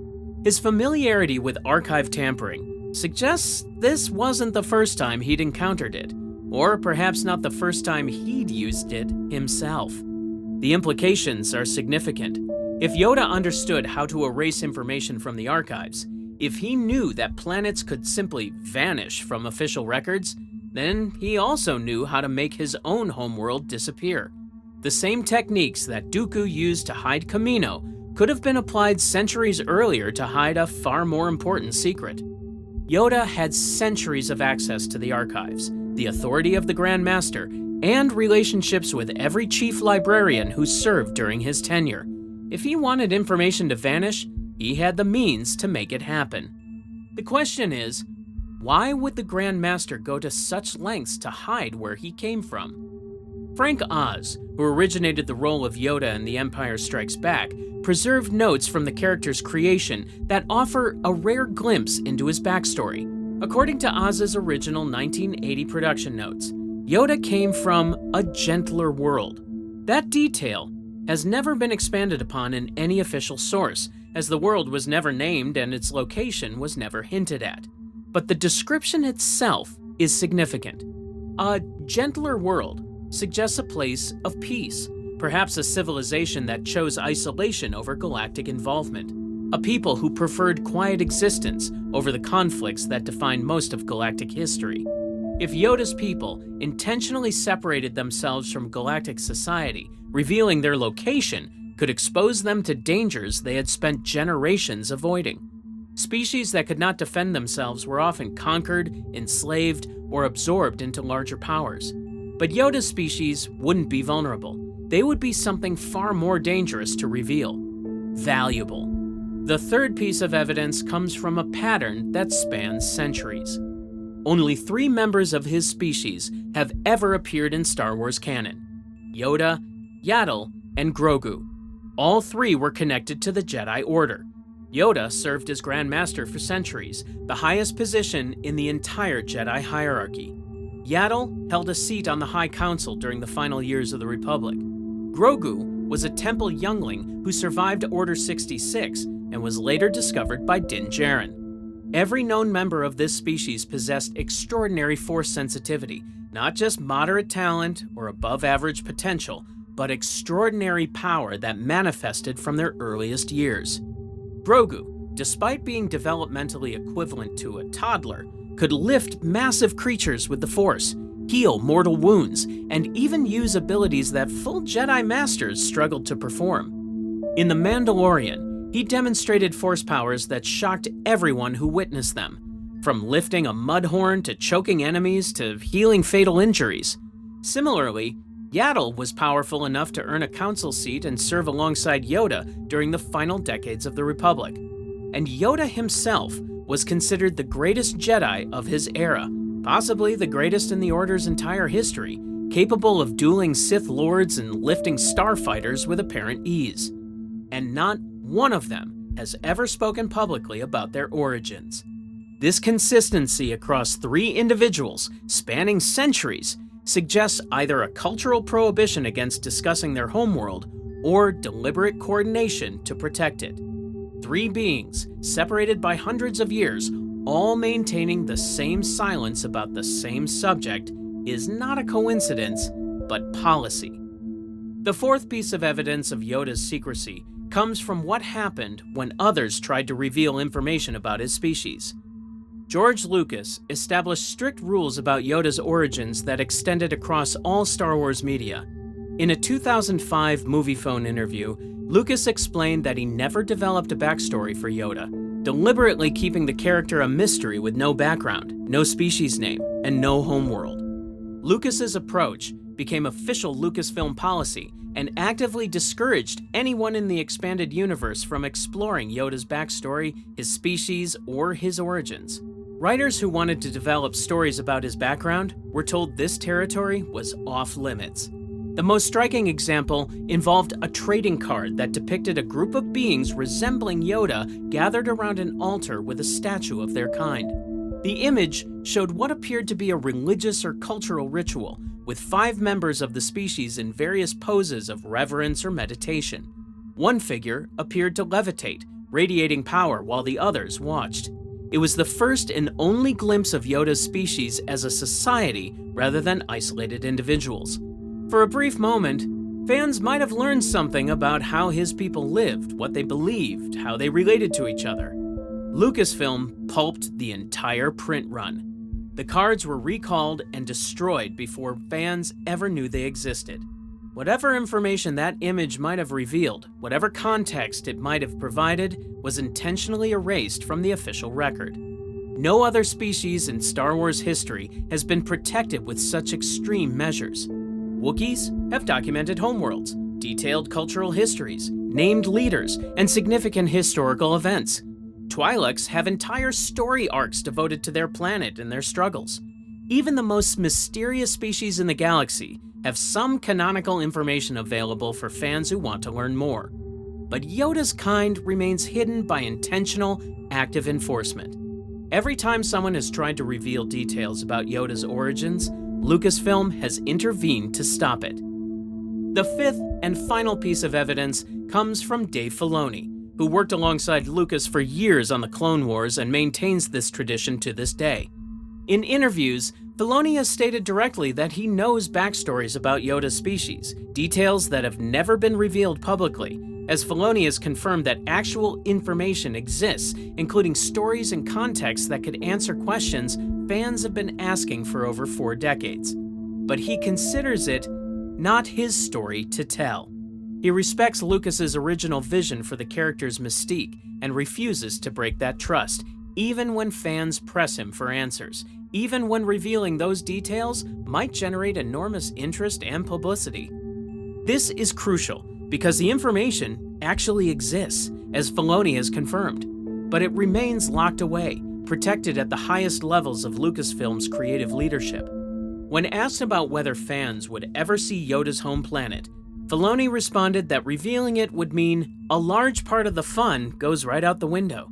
He treats the mystery itself as essential to the character, as fundamental to who Yoda is as his green skin or his distinctive speech patterns. But there's another way to interpret Filoni's guardianship.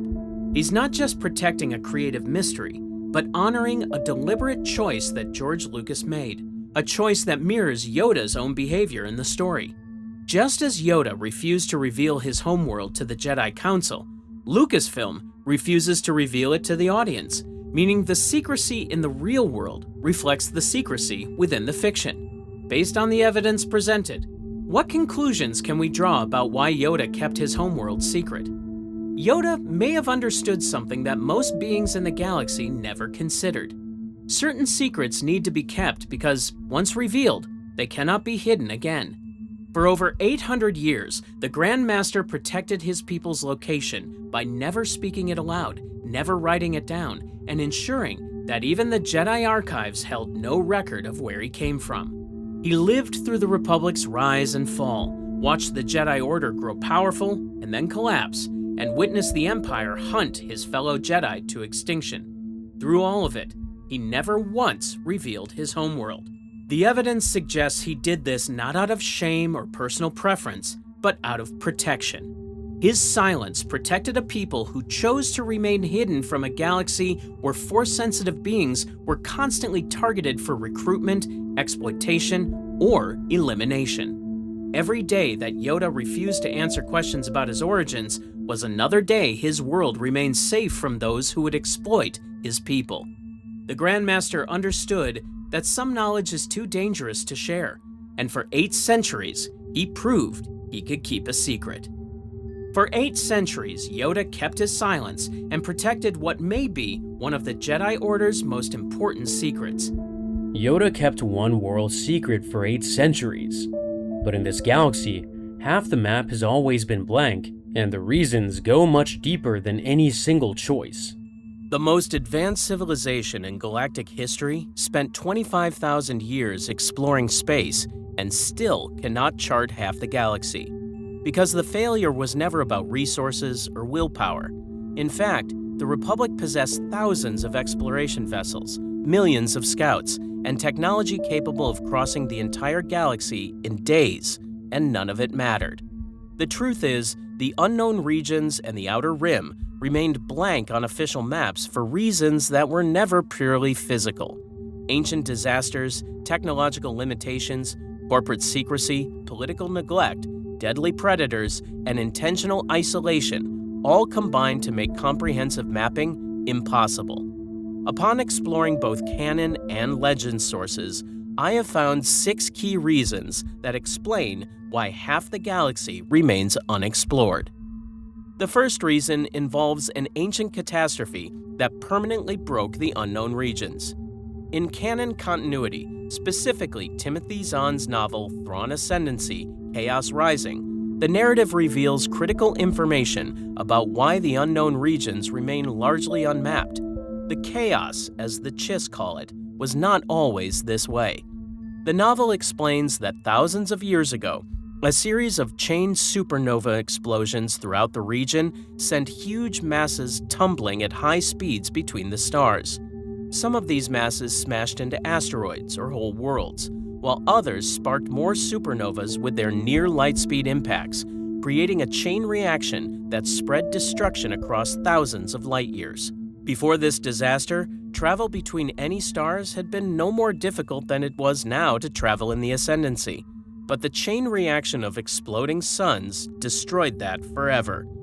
The destruction left behind constantly changing hyperlanes that made any voyage longer than a couple of star systems difficult and dangerous. Combined with regions of heavy energy interference, these conditions produce hyperspace lanes that shift so often that maps become useless within weeks. The novel describes the Ascendancy as an island of calm surrounded by twisted hyperspace lanes and ever-changing pathways that slowed travel and choked trade for all those who lived out there. The worst examples are what the Chiss call box systems. These systems have unusually strong energy fields wrapped around their outer edges, mixing with solar wind to block hyperspace travel even more than usual. In some cases, the number of safe lanes to an inhabited planet drops to exactly 3, with meteor fields creating smaller versions of the chaos itself that constantly shift position. When one ambassador complained about unexpected travel delays, the response was blunt. The term, the chaos, was not simply someone's random idea of a good name. These hazards are not limited to the unknown regions. In canon continuity, specifically the 2018 novelization Solo: A Star Wars Story by Mur Lafferty, the Acades Maelstrom near Kessel shows that even relatively known space contains equally dead regions. The Maelstrom combines charged gas, debris, and time distortion, which makes planning a direct course impossible. Inside it drifts carbon bergs the size of planets, crashing into each other within massive electrical storms that make standard sensors useless. The warning was absolute. Ships fly in there, they don't fly out. But the Maelstrom contains more than just physical hazards. It also harbors the Sum of Verminoth, a creature equal in size to an Imperial Star Destroyer that floats dormant in electrical storms. Its body is covered in eyes across every surface, with tentacles that crackle with electricity and suckers and stingers ready to capture prey. When the Millennium Falcon encountered this creature, time seemed to slow as it was pulled toward the Maw gravity well. The Sum of Verminoth's tentacles stretched and snapped, consumed by the gravity well before the rest of its body could follow. Even a predator of this size could not escape the forces at work in the Maelstrom. And the Maelstrom is far from the only region with these dangers. In canon continuity, Chuck Wendig's novel, Star Wars Aftermath: Empire's End, describes the unknown regions as closed off by a maze of solar storms, rogue magnetic fields, black holes, gravity wells, and things far stranger. Any who tried to cross that maze did not survive. Their ships were either destroyed outright or returned to the galaxy empty of crew. Communications failed completely, coming back as either static or mad ramblings that made clear the explorer had lost their mind out there in isolation. The second reason emerges because standard technology fails completely, requiring special navigators that few civilizations possess. In canon continuity, Thrawn Ascendancy: Chaos Rising reveals that regular navigation computers cannot handle conditions in the unknown regions. The Chiss Ascendancy relies on Force-sensitive children called Skywalkers to navigate because standard technology fails completely. Without Skywalkers, travel takes 7 times longer because it requires dangerous jump-by-jump calculations where a single mistake could send a ship flying off course. The novel documents a specific example. With a Skywalker, a journey to the Repack system took 7 hours, but without one, the same journey would require 49 hours. This difficulty stunted trade for all those who lived in the region, preventing economic development and cultural exchange. And jump-by-jump travel brought its own risks. Expected detours were common. with navigators forced to make small course changes when planned routes proved impassable. Some systems required days or weeks of traveling through normal space when no hyperspace routes existed at all. Regions described as more tangled than usual, even for the chaos, could strain navigators and extend journeys far beyond any prediction. So how do Skywalkers actually navigate? They enter a trance state called third sight to perceive dangers in hyperspace that sensors cannot detect. According to one former Skywalker, they see dangers in front of the ship and maneuver to get around them. But this ability fades as children age, with most losing it by their early teenage years. The novel reveals the trauma of this system through one character's realization. Her third sight was mostly gone, her job was ended, and the only life she had ever known was over. What kind of choices did a failed Skywalker even have? The Chiss depend on these children to navigate through deadly space, using them as living navigation systems until their abilities fade. The Skywalker core was stretched thin across the Ascendancy, with children assigned to specific ships alongside caregivers. Those who lost their abilities faced adoption, usually one of the 9 ruling families who valued former Skywalkers. But the emotional reality remained harsh. At such a young age, these children faced the end of everything they had known. The Chiss were not the only species forced to find alternative navigation methods. Non-Chiss species in the unknown regions use navigators called pathfinders, who connect to something mysterious called the Great Presence through sensory deprivation helmets. This entity appears to navigators as a shimmering disk, with a deep rumble echoing in their unhearing ears. Pathfinders let the Great Presence whisper into, around, and through them to perceive safe routes. They fear being absorbed and lost forever, or hope to be deemed worthy to ride the hyperspace ridges after death, suggesting the Great Presence may be an ancient consciousness living within hyperspace itself. Even expert pathfinders nearly lost the path more times than they cared to remember, sometimes forced to drop out of hyperspace twice during a single journey just to regain connection with the Presence. In Legends continuity, the limitations were even more severe. Jason Fry and Paul R. Urquhart's book, The Essential Guide to Warfare, reveals that for much of galactic history, no starship had enough computing power to calculate long jumps quickly or store more than a few courses in memory. This meant massive infrastructure was needed just to travel safely. Huge supercomputers were built in deep space at the starting points of common routes to perform calculations for starships. Space stations were constructed near or around these jump beacons, creating a network of way stations for travelers. Whoever controlled these beacons controlled hyperspace itself. The third reason why half the galaxy remains unexplored is that navigation data is controlled, hidden, or lost entirely. Governments and corporations actively prevented comprehensive mapping to maintain strategic advantages. In canon continuity, the book Star Wars Complete Locations documents how the Wookiee Klatuvek Guild maintained a sealed vault containing their navigation data center. Explorers and fortune hunters considered this information so valuable that they would barter for it at locations like Maz Kanata's castle. During the Clone Wars, the strategic importance of this data became clear. Military forces fought specifically over Kashyyyk because it sits at the intersection of 4 well-traveled hyperspace routes, and control of the Klatuvek Guild's navigation data provided an enormous advantage. On top of that, Kashyyyk also houses an important HoloNet relay station, making its communication and navigation infrastructure doubly valuable. Yet the Wookiees were not alone in hoarding navigation secrets. In canon continuity, Charles Soule's novel Light of the Jedi shows how the San Tekka family built an empire on proprietary navigation technology. Consistently finding the shortest, fastest ways to get from here to there in the galaxy, this family sold routes to traders, governments, and entrepreneurs.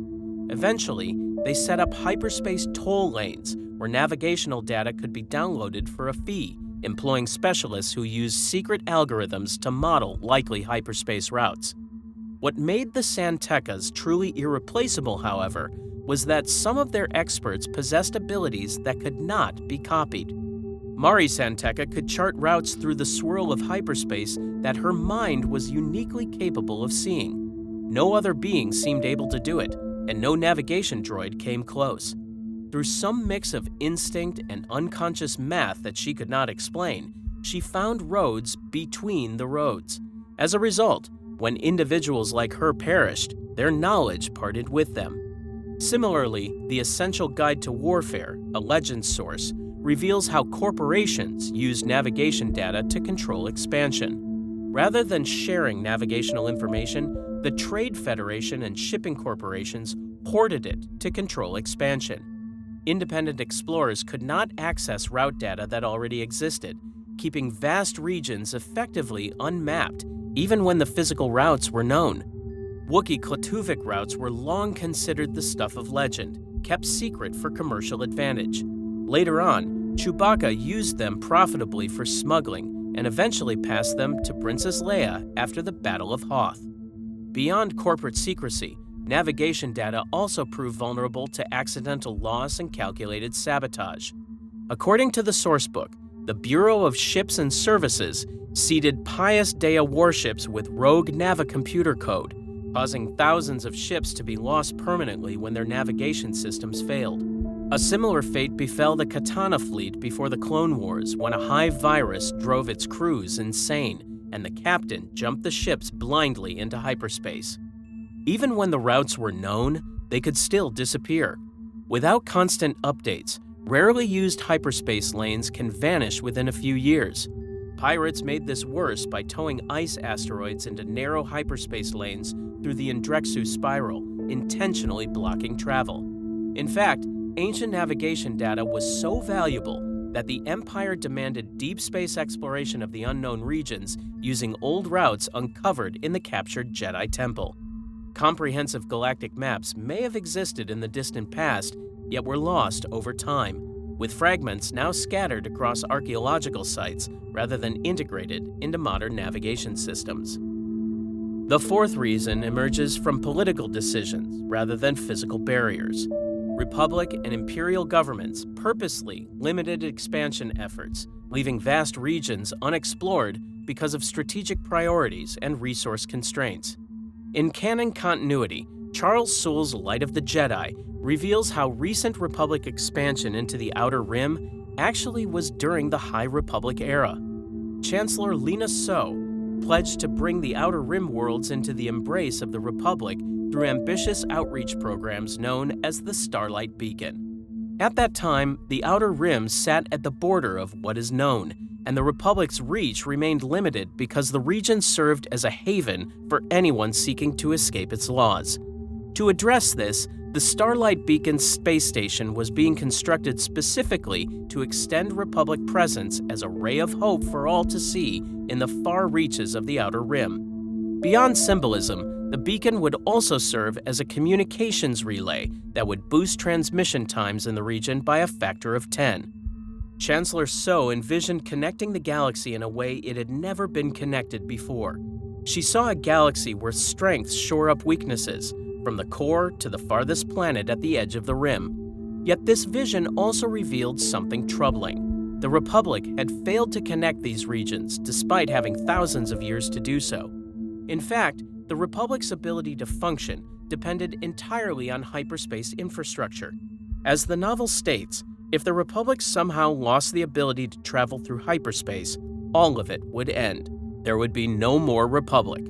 This dependence became painfully clear when hyperspace blockades were implemented following the Great Disaster. Entire sectors became stranded almost immediately. Officials acknowledged that the blockade would strangle that part of the Outer Rim because not every world there is self-sufficient. Billions of people depend on those lanes for food and other essentials. Making matters worse, 18 separate emergence events following the initial disaster spread destruction across the Outer Rim, with some debris potentially still trapped in hyperspace, waiting to emerge and wreak devastation somewhere else. However, it was corporate control that had prevented earlier expansion in the first place.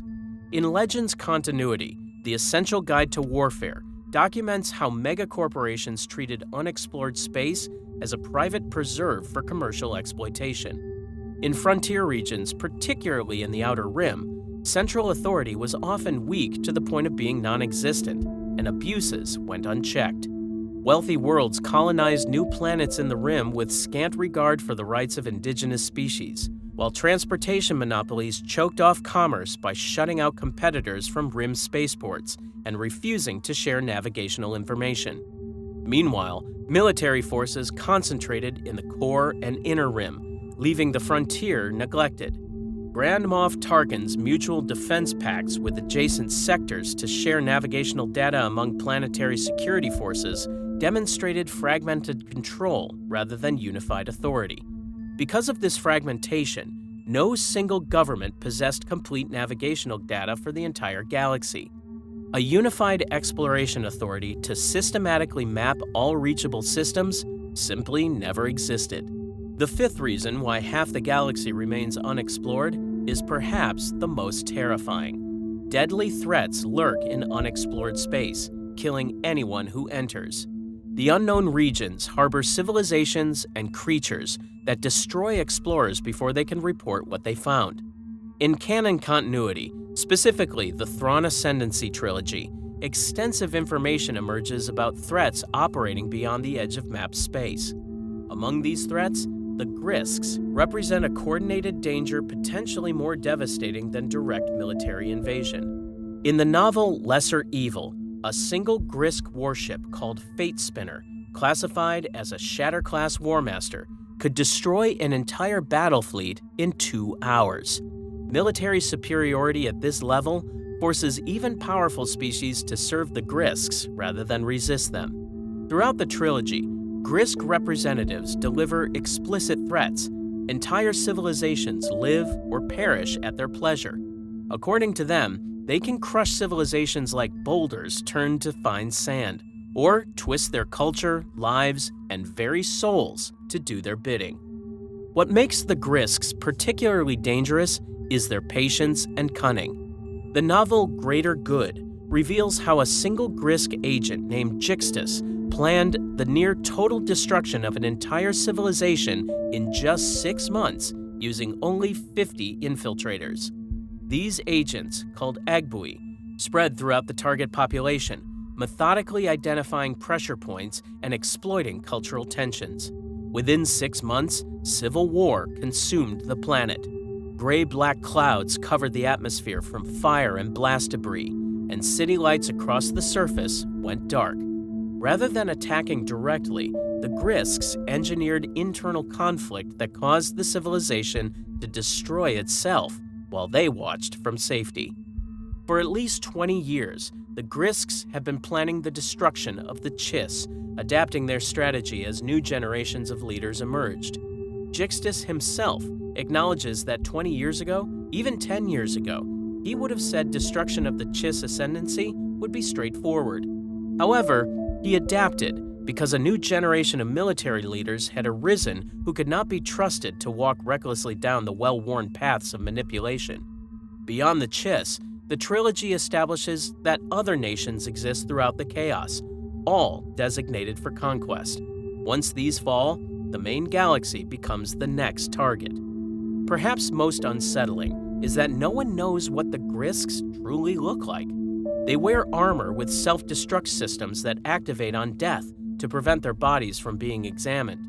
What little the self-destruct leaves behind gives no clues to their biology or origin. When Grisks are eliminated in combat, their bodies explode with enough force to cause collateral damage to anything nearby, including their own comrades. Even in death, they ensure no information escapes. In Legends continuity, different but equally dangerous threats patrol the unknown regions. Timothy Zahn's novel Outbound Flight documents the Vagari, nomadic raiders who prey on the weak throughout the region. Their methods are calculated. They attach prisoners to the outside of their warships as shields. Anyone who attacks faces an impossible choice: arm the prisoners or let the Vagari escape.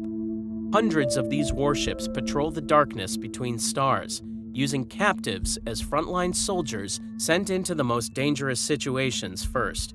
Yet even the Vagari pale in comparison to the Mingle Mingle, described in the Legends sourcebook, The Unknown Regions, as the whispered horror of the region. This entity takes the form of thick gray slime that covers the entire planet Mugfalo like a living ocean, stretching from pole to pole.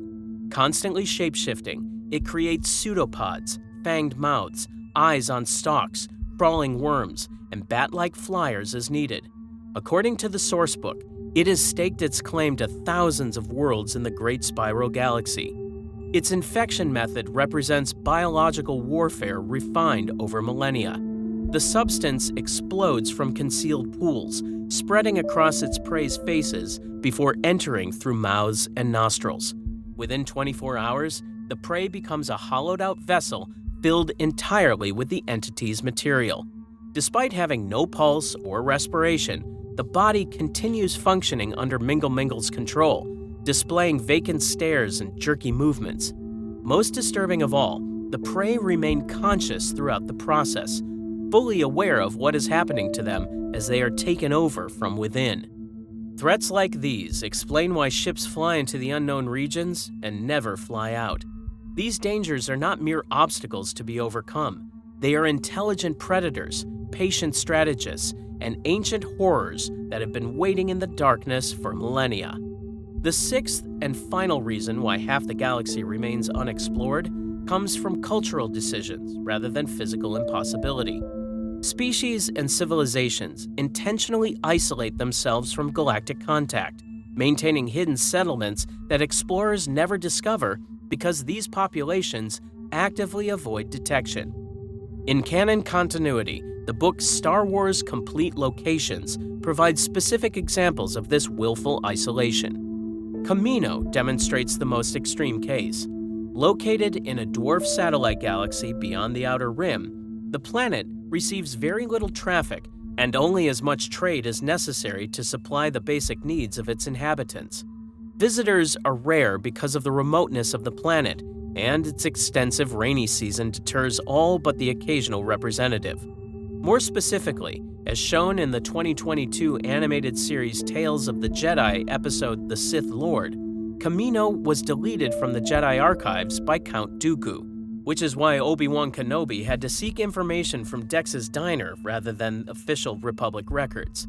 This calculated data deletion kept the planet hidden for over a decade while the clone army was developed in complete secrecy. Utapau represents a different form of purposeful isolation. Described as a remote planet and quiet natural backwater largely ignored by the rest of the galaxy, Utapau maintained its separation through cultural choice rather than navigation difficulty. According to the book, the planet could have joined the galactic civilization, but chose to remain separate, avoiding the political entanglements that came with Republic membership. In Legends continuity, Timothy Zahn's novel Heir to the Empire documents how the Old Republic purposely avoided certain systems despite having the capability to reach them. Mirkur had been populated for at least 300 years, yet both the Old Republic and the Jedi of that time had always left it strictly alone. What makes this remarkable is that Mirkur is no more than 150 light-years away, close to the border with the Rebellion and well within the Old Republic's boundaries. Despite this proximity, it remained unexplored. The Chiss Ascendancy maintained intentional separation for centuries as well. In canon continuity, Thrawn Ascendancy Chaos Rising reveals that the Chiss adopted a defensive posture rather than one of exploration. Their expansionary defense fleet was created to watch over Chiss interests in the parts of the chaos extending beyond their borders, not to expand territory.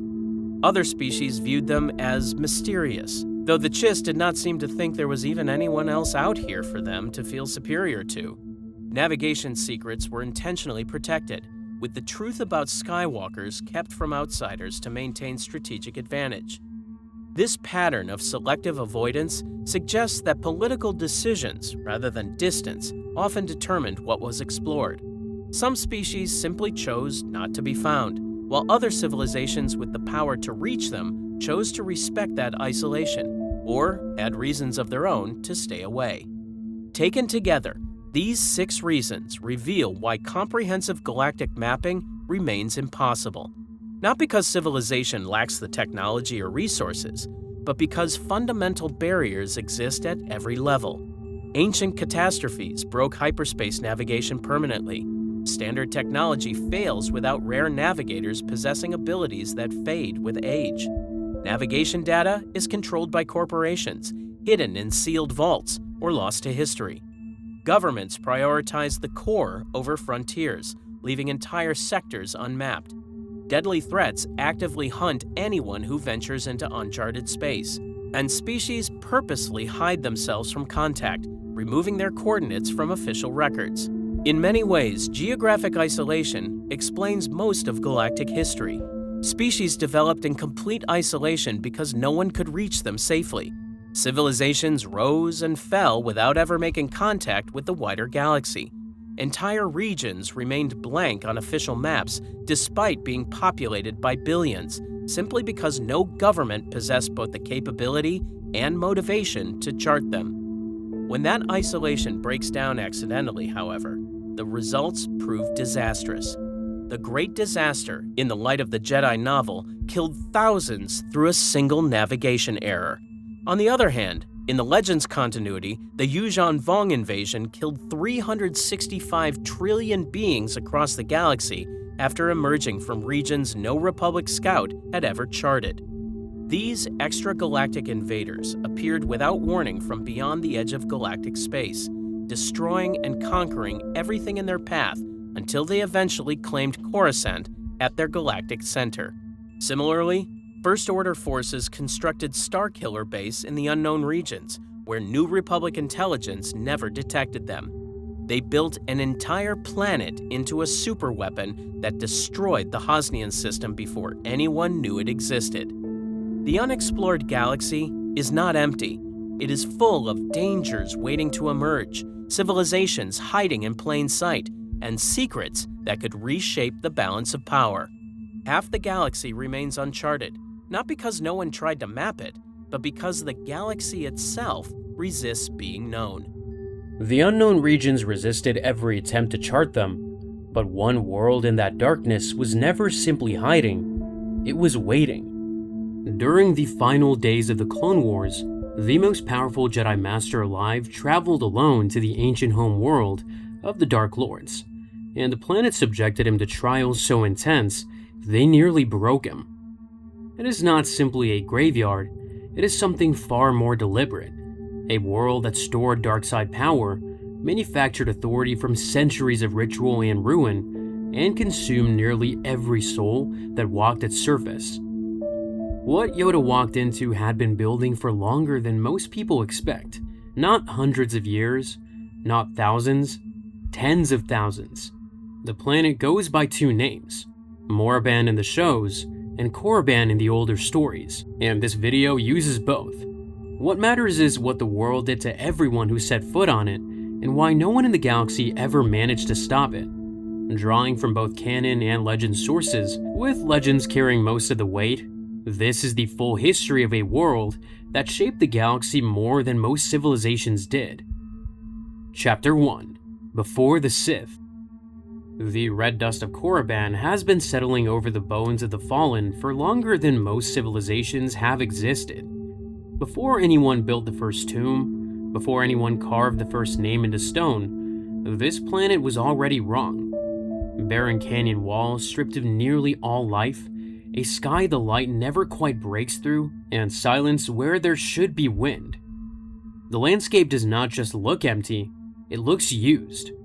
To understand why Yoda's visit nearly broke him, you have to understand what was already in the ground when he landed. The Force clings to places where suffering and ritual have built up over long stretches of time. The cave on Dagobah, where Luke Skywalker confronted his own doubts, is one small example. A place where dark-side energy concentrated to an unusual degree. Most places like that are contained to a single cave or chamber. Korriban is not a single dark spot, it is the whole planet. Even the earliest legend sources, which carry most of this history, only scratch the surface of what was building here. Much of the planet's earliest history comes from those Legends accounts. Long before any civilization claimed this world, Moraband was already radiating dark-side energy strong enough to register from the far side of the galaxy. Ancient empires that existed long before the Sith recognized that power and marked the planet as significant. Those empires eventually collapsed. Moraband kept pulling, and yet, the Dark Lords did not create the corruption rooted in this world. They inherited it. The species that evolved here, a red-skinned people known simply as the Sith, were Force-sensitive from the beginning, and their culture, shaped by centuries of isolation on a world already leaning toward the shadow of the Force, was built around dark side traditions from the start.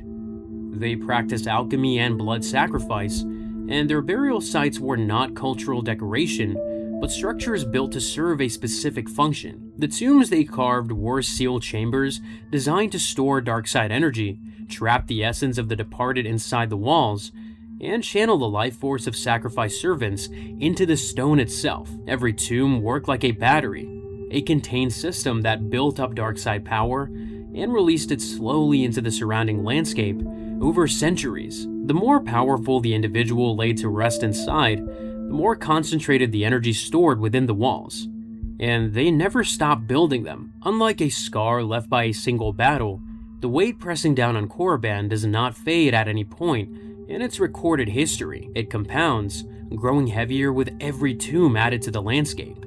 Each generation inherited a world more saturated than the one before, and left it heavier still. The planet cycled through periods of habitation and abandonment, but even when its surface lay empty for centuries, the tombs kept working. The energy stored in the walls did not need living caretakers. It sustained itself, drawing from the suffering sealed inside, and releasing it slowly into the surrounding ground. By the time outside forces arrived, the species had been layering this power into the rock for millennia. The world was loaded beyond anything they fully understood. Even then, the people who would push Moraband past the breaking point had already lost a war, and they were already looking for somewhere to land. Chapter 2: The Exiled Jedi. The struggle that produced the Sith tradition did not begin in Moraband. It began inside the Jedi Order. The Legends timeline carries the fullest account of what happened next. A faction of Jedi had turned toward the dark side, practicing forms of alchemy and force manipulation the Order had long forbidden. After a prolonged conflict later called the 100-Year Darkness, the Order defeated them. The question of what came next would define the galaxy for longer than anyone alive at the time could have imagined. The victors faced a choice that would echo through galactic history longer than almost any other single decision. They could carry out final judgment on the defeated Darksiders. They could imprison them with no end in sight, or they could exile them, sending them beyond Republic space and letting distance do what Force of Arms had not finished. The Jedi chose exile. Their philosophy demanded compassion, and a mass execution was incompatible with what the Order believed itself to stand for. The defeated faction, led by a man named Ajunta Pall, was stripped of weapons and cast into uncharted space, and what they found would reshape the galaxy for 25,000 years. They found Moraband, and what followed was not simply a conquest, but a fusion, and the thing it produced was more formidable than either side could have created alone. The Sith tradition was born from that exchange. Ajunta Pall and his followers arrived on a world inhabited by Force-sensitive people who had been practicing dark-side traditions longer than the Jedi Order had existed. The exiles conquered them by force, but the deeper exchange ran in both directions. The exiles brought advanced knowledge of the Force, techniques, and depth of understanding the native species had never developed. In return, the original inhabitants offered centuries of refined burial craft, deep ritual knowledge rooted in their specific environment, and a working relationship with a planet that was itself a reservoir of dark-side power. Together, on a world already saturated with that energy, they built something the galaxy had never seen before, a civilization where the Force itself was engineered into the landscape. The consequences would outlast every person involved by millennia. The Jedi Order that made exile possible would spend the rest of its existence dealing with what that mercy produced. The Valley of the Dark Lords began to take shape during this period, carved through the landscape as a deep corridor lined with tomb entrances and flanked by towering statues of the lords who rested inside. With every generation, the valley grew larger and heavier. Each new lord demanded a burial grander than the last, and the corridor stretched deeper into the canyon with every addition. What had started as a burial ground was becoming something else entirely, a seat of authority that outlasted every individual who contributed to it. Even so, the man who started it all could not escape what his creation became. Ajentapal, the first Dark Lord, was eventually entombed in the same stone that he had helped shape. The Legends novel Revan reveals that when visitors found his tomb millennia later, the presence waiting inside was not triumphant. It was full of regret, one of the only Dark Lords in the entire historical record to express anything resembling remorse from beyond the grave. The man who had started everything wished he could take it back. The valley did not care. It fed on the regret the same way it fed on any other suffering sealed into its walls. The tradition Paul founded would outlast him by millennia, and the valley it filled would grow into the most feared corridor in the galaxy, the same corridor Yoda would one day walk alone. Chapter 3: Valley of Lords. As the centuries passed, the Valley of the Dark Lords grew into something no other place in the galaxy could match. Red rock and sand stretched between the monuments, and the air itself felt heavier the deeper anyone walked. The valley worked like a resonance chamber, the same way a cathedral amplifies sound by shaping how waves interact in a shared space. Each burial strengthened the next, and the combined effect of dozens of tombs radiating at once produced a surrounding weight far more powerful than any single burial could generate on its own. With every new tomb added to the system, the chamber grew louder. The air itself carried the charge. The lords did not build their tombs as memorials. They built them as instruments. They filled burial chambers with weapons, encrypted knowledge, ritual constructs, and traps designed to kill. Through ceremonies refined over generations, they sealed their essences into the tomb walls, preserving their awareness long after death. The more lethal a tomb, the more famous its occupant became. The more famous the occupant, the more ambitious seekers came to attempt the challenges within. Anyone who entered the valley was tested. Anyone who tested was changed. No one walked through the valley the same person they were when they walked in. In death, the lords of the valley became a governing body of the departed, still conducting examinations and still passing judgments centuries after their time had ended. Among the most discussed was Tulak Horde, whose combined mastery of lightsaber combat and raw force power made his reputation one of the most enduring in the history of the Ancient Order. Accounts describing ending duels before they truly began, moving with a speed and precision that left opponents certain the outcome was already decided. His command of the Force was no less direct, draining the will from entire groups before a blade was ever drawn. He sealed the essence of his own servant inside his tomb, so the man's torment would continue as a permanent offering long after both of them were gone. Nagasato's ambitions reached far enough to spark a full-scale offensive against the Republic, and his burial chamber contained objects so volatile that trained practitioners did not enter it casually even centuries later. Still, no figure showed how the valley truly worked more clearly than Mark Aragnos. He ruled for a century, and when he fell, his presence appeared at the entrance to his tomb to judge which of his rivals deserved to succeed him. Even in death, Ragnos was still setting the terms. Two lords, Nagasato and Ludo Kresh, stood before that apparition and competed for the title. The contest was not resolved cleanly.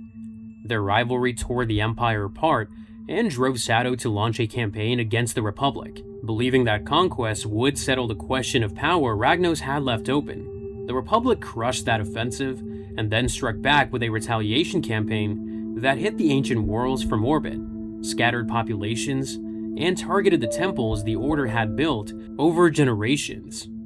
One fallen lord had judged two living ones. Two living ones had torn an empire apart. Apparitions rising from burial chambers to confront the living, visions designed to test and manipulate all of it still running when Yoda walked into the valley millennia later. The dead were still setting the galaxy on fire from inside their tombs. Other dark side worlds exist, but none of them work the way Moraband does. As shown in Rebels, Malachor is a shattered world, its surface littered with the remains of warriors frozen in the moment of their final stand. The power there is real and intense, but it has a fixed character sealed in place by a single devastating event. Malachor stopped developing the instant that event ended. Every other darkside world in the galaxy shares some version of the same limitation: power that is either frozen in place, tied to a single culture, or dependent on infrastructure that someone could locate and dismantle. Moraband does not stay in one place. It reaches out, draws Force-sensitive people from vast distances, and either breaks them or sends them back into the galaxy carrying its influence. It does not wait for visitors, it calls to them, and the system that built this engine had been refining itself for longer than most galactic governments had existed. Chapter 4: The Sith Machine. A young man arrived in Moraband with nothing but ability and anger. No title, no lineage, no recognized claim to anything. By the time he left, he had become the single most important figure in the history of the Ancient Order, the architect of a 1,000-year plan that ended with the fall of the Jedi Order and the rise of the Galactic Empire. The Legends novel Path of Destruction tells his story. His name was Bane, and what happened to him is the clearest record of what Moraband's system actually does to the people who walk into it. The first layer of that process is the planet functioning as political ground. Every major darkside regime in galactic history returned to Moraband, not out of tradition for its own sake, but because controlling the planet sent a signal with real consequences in a galaxy where the Force is physically felt. A lord who held Moraband gained direct access to a planetary well of darkside energy that rivals could sense from an entire region away. Empires that control this world projected an authority that any regime based elsewhere simply could not match. Because the authority was not symbolic alone, it was something people could feel. The second layer is the Academy, and this is where Bane's story cuts deepest. Academies operated on Moraband across multiple distinct eras, and each reflected the civilization that built it. During the Brotherhood of Darkness, the era Bane lived through and then dismantled, the Academy ran under a philosophy Bane came to regard as deeply flawed, one that rewarded cooperation and collective strength rather than individual power. What united every version of the Academy in every era was its core function. It was a filter. Path of Destruction shows students competing against each other in direct combat and being sent into ancient tombs on assignments expected to kill a significant number of them. The planet's constant darkside pressure bore down on students without relief and without protection. Instructors did not shield them. They evaluated them. The Fallen were not a failure of the design. They were proof it was working. Bane survived, but the planet did far more than test him. His direct encounters with the tombs reshaped him from the ground up. He discovered a holocron that challenged his entire understanding of how the dark side should be practiced, and through it came to see the Brotherhood not as a legitimate order, but as a corruption of everything the Ancient Lords had built. Path of Destruction shows his time on Moraband not as training but as excavation. The planet stripping away everything in him that was not essential until what remained was harder and sharper than anything that had walked in. By the time he left, Bane was no longer just a formidable man. He carried the authority to dismantle the existing order and replace it with the rule of two. That structure would outlast him by 1,000 years and end with the fall of the Jedi themselves. But none of these parts would matter on their own. And Bane was not the exception. He was proof that the system worked. Together, they create a feedback loop that makes everything else permanent. Force-sensitive people are drawn to the planet from vast distances, some pulled by instinct, others seeking it deliberately. Once on the surface, the effects build. Creeping unease sharpens into dread. Unwanted thoughts arrive that feel less like imagination and more like memory. Visions pull from the specific fears of whoever's standing in the canyon. Those who fall on the planet add more suffering and power to the ground beneath them. Those who survive leave more deeply immersed in the dark side and carry the planet's influence back into the wider galaxy, becoming, knowingly or not, its next recruiters. The cycle has no natural endpoint. It is self-sustaining. By the time Yoda set foot on the surface, this loop had been running uninterrupted for longer than the Republic had existed. The reach of the system extended far beyond the valley itself, and the proof stretches back long before Bane's time. Frieda and Nad sought out the tombs of Moraband, and as told in the Tales of the Jedi comics, found the spirit of the ancient Lord Nagasato waiting inside. He absorbed the teachings of the dark side at their source, and then carried that influence to the distant world of Onderon, where he established his own dark side legacy that persisted for centuries. Moraband did not just hold its power, it exported it. Bane walked into this engine as raw material. He walked out as the most formidable practitioner alive. And when the planet needed to make its most powerful argument against Yoda, the last Jedi who would ever enter the valley, it was Bane's image it chose to send. Moraband had been forging people like Bane for longer than recorded history could fully account for, and for all that time, the galaxy had the power to stop it. Chapter 5. Why it survived. The reason Moraband survived is more unsettling than anything sealed inside its tombs. The galaxy had the power to act. It had the knowledge. It had the motivation, and at several points in history, it tried. And yet, the system kept running. Not because the Dark Lords were unbeatable, but because every institution that tried to stop it made choices that felt reasonable in the moment, and together guaranteed nothing would ever be finished. Much of the history in this chapter comes from Legends sources, where the Republic's repeated failures to deal with Moraband are most fully recorded. The earliest mistake began before Moraband even became a Sith world. The Jedi Order's decision to exile the defeated Darksiders after the 100-Year Darkness was made in genuine good faith. Exile was the compassionate middle ground between execution and indefinite imprisonment.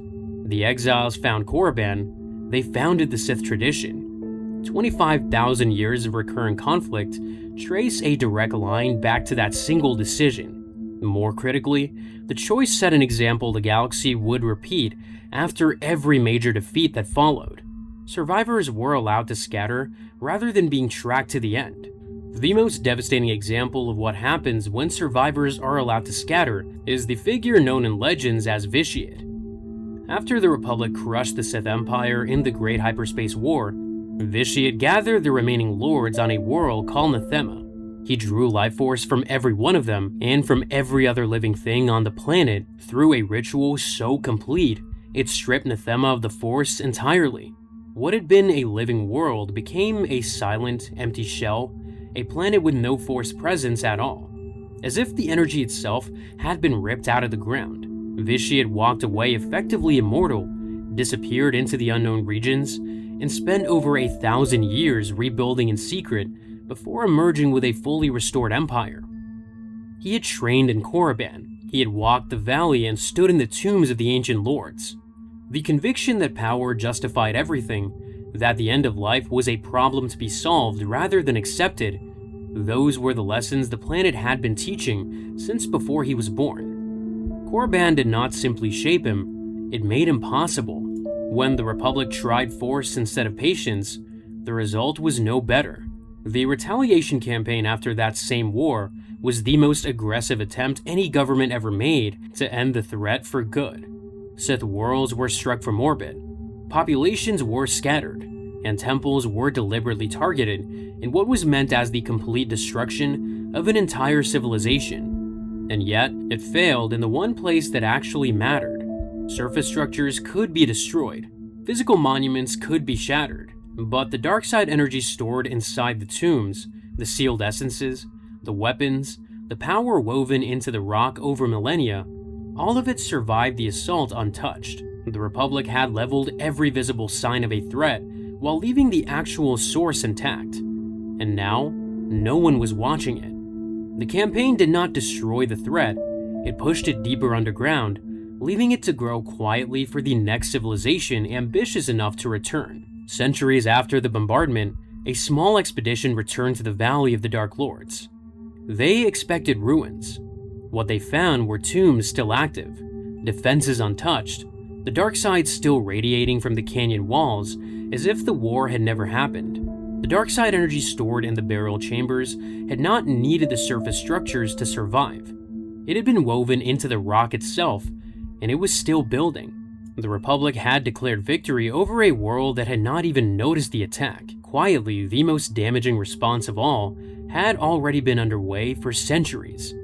The Jedi Order did not try to destroy Korriban or reclaim it. They avoided it. Rather than treating the planet as a threat requiring ongoing attention, the Order treated it as something spiritually contaminating, a place where serious study felt forbidden. The Clone Wars shows that when Yoda announced his intention to travel to Moraband, the Council's reaction was not a strategic concern. It was an alarm rooted in legend and institutional reluctance. Every time a Jedi Master warned an apprentice about the dangers of the ancient home world, anyone already drawn towards the dark side heard confirmation that the power was real. The Order's avoidance became a standing invitation, broadcast to everyone the Shadow had already reached. And it meant that when Yoda finally decided to go, he went without any institutional knowledge of what he was actually walking into. No Jedi had studied the planet in generations. No protocols existed. He was walking in blind, armed with nothing except the Force and 800 years of training. Compassion that created the enemy. Force that missed the target. Avoidance that advertised the threat. 3 responses across thousands of years, and each decision made sense on its own terms. Together, they guaranteed the system would never stop. At the very end, when the Jedi Order was already in its final years without knowing it, one Jedi finally went to see for himself. Chapter 6: Yoda's Trial. Of all the beings who ever set foot on that world, only one went there not to gain power, but to prove he could survive without wanting it. In the final season of the Clone Wars, Yoda began hearing the voice of Qui-Gon Jinn, the Jedi Master who had fallen on Naboo more than a decade earlier. Qui-Gon had achieved something the Jedi Order had believed lost for centuries, a form of awareness preserved after death, a continuing connection to the living Force. The voice guided Yoda to the priestesses, mysterious beings who existed at a boundary between the living world and what lay beyond it, and who held a secret to life after death. They set Yoda on a series of trials, each one testing a different dimension of what he was and what he carried. One trial forced him to face a shadow inside himself, the parts of his own nature he had spent centuries keeping in check. His purpose through all of it was to preserve the Jedi through whatever lay ahead. The last and deepest trial required him to travel to the one place the Jedi Council had spent generations refusing to go: Moraband. He went knowing exactly what it was. From the moment he entered the atmosphere, the dark side was already pressing against him. It did not wait for him to approach the tombs or descend into the valley. On the surface, the wait was immediate. The canyon walls of the valley rose around him, lined with the same tombs that had been collecting power since before the Republic existed. Every burial chamber he passed still held the sealed essence of the Lord within, and every one of them registered his presence. The Force pressing on him, shown across that final Clone Wars arc, was not passive but directed, searching for entry points, finding the places where even the most disciplined mind carries something unresolved, and leaning on them. The planet showed him a vision of the Clone Wars resolved in a single moment, a false reality where the conflict ended, the Jedi survived, and everything he had been carrying simply stopped hurting. The temple on Coruscant was intact. The younglings were safe. The war had never reached the places it should not have been allowed to reach. It offered him the thing any exhausted leader would want the most, the lie that the struggle was already over. After 800 years of service and 3 years of watching the Order bleed out across a conflict he could not win, that vision was designed to find exactly where Yoda was most tired. He saw through it. Then the planet sent something older against him. Among the things that confronted Yoda was an apparition of Bane. the Lord whose time on Korriban had given him the authority to reshape the entire order and establish the rule of two. Korriban selected the most potent symbol it had ever produced. Bane was the end product of everything this world had ever made. The man it had shaped and released into the galaxy to change it forever. His image was the planet's most powerful argument, a demonstration that its methods worked. Yoda recognized it for what it was and held his ground. What followed carried more weight than anything that came before it. In the final episode of that arc, Sidious himself reached through the Force to confront Yoda directly. The Dark Lord, who had spent decades orchestrating the fall of the Republic from within, now turned his full attention to the one Jedi who would come closest to sensing his presence. Working through deception and temptation, he forced a choice where every option led to the betrayal of something Yoda held sacred: save one life and condemn another. Act and cause harm, or refuse to act and allow it. And he did not come alone. Every tomb in the valley discharged at once against Yoda. The interconnected burial chambers, the sealed remnants, the dark side energy built into rock over generations of ritual and sacrifice, all of it focused on a single point. In that moment, the full weight of 25,000 years of accumulated power pressed against 800 years of conviction, and Sidious was betting it would be enough. Yoda survived by refusing the terms entirely. He did not choose between the options. He rejected the premise that those were the only choices available. In doing so, he proved the one thing Korriban had never been able to account for in its entire history. Someone who could stand inside the full weight of its shadow and simply choose not to be moved by it. The planet had broken students, consumed lords, and buried civilizations. It could not break him. Not because he was stronger, but because he wanted nothing from it. And then, he left. He carried what he had learned and told no one. He proposed no follow-up action. He convened no strategic review. Whatever understanding he took from Moraband stayed inside him and went no further into the institution he led. When he returned, the Jedi Order's relationship with the planet was exactly what it had been before he arrived. There was no way to turn one person's understanding into a shared response, and the Order had spent too long not building that kind of process. No one else would learn what he had learned. Within months, the Order would fall. The Clone Wars would end not with the victory Yoda had spent 3 years trying to secure, but with the destruction of almost everything the Jedi had built across generations. The journey that had taken Yoda through the priestesses and through Moraband, the understanding of how to preserve consciousness beyond death, would prove to be among the last things of real value the Old Order produced. Moraband had been the final proving ground, and Yoda had walked out carrying a knowledge that the coming destruction could not erase. Yoda's journey to Moraband was not a turning point, it was a farewell. The deepest terror of Korriban is not the power stored in its tombs, or the remnants that still inhabit them. It is the fact that the planet survived, not because of some unstoppable force, but because of ordinary choices made by well-meaning people operating under understandable limits. The Republic commanders who declared victory and went home were not fools. The Jedi who looked away were not cowards. No single person failed. The response failed, and it kept failing so quietly that no one noticed it had become permanent. Just another part of how the galaxy worked. That is the story Korriban tells about the galaxy that created it.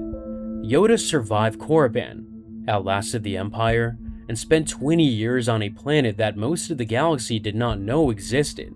But through all of it, the man who hunted Jedi across the entire galaxy never once came for him. Darth Vader knew Yoda was alive and chose not to act. The reasons behind that say more about both of them than almost anything else in the story. And for everything that came before any of this, the exile, the war, the fall, his entire life from the beginning is also waiting. Both are up next.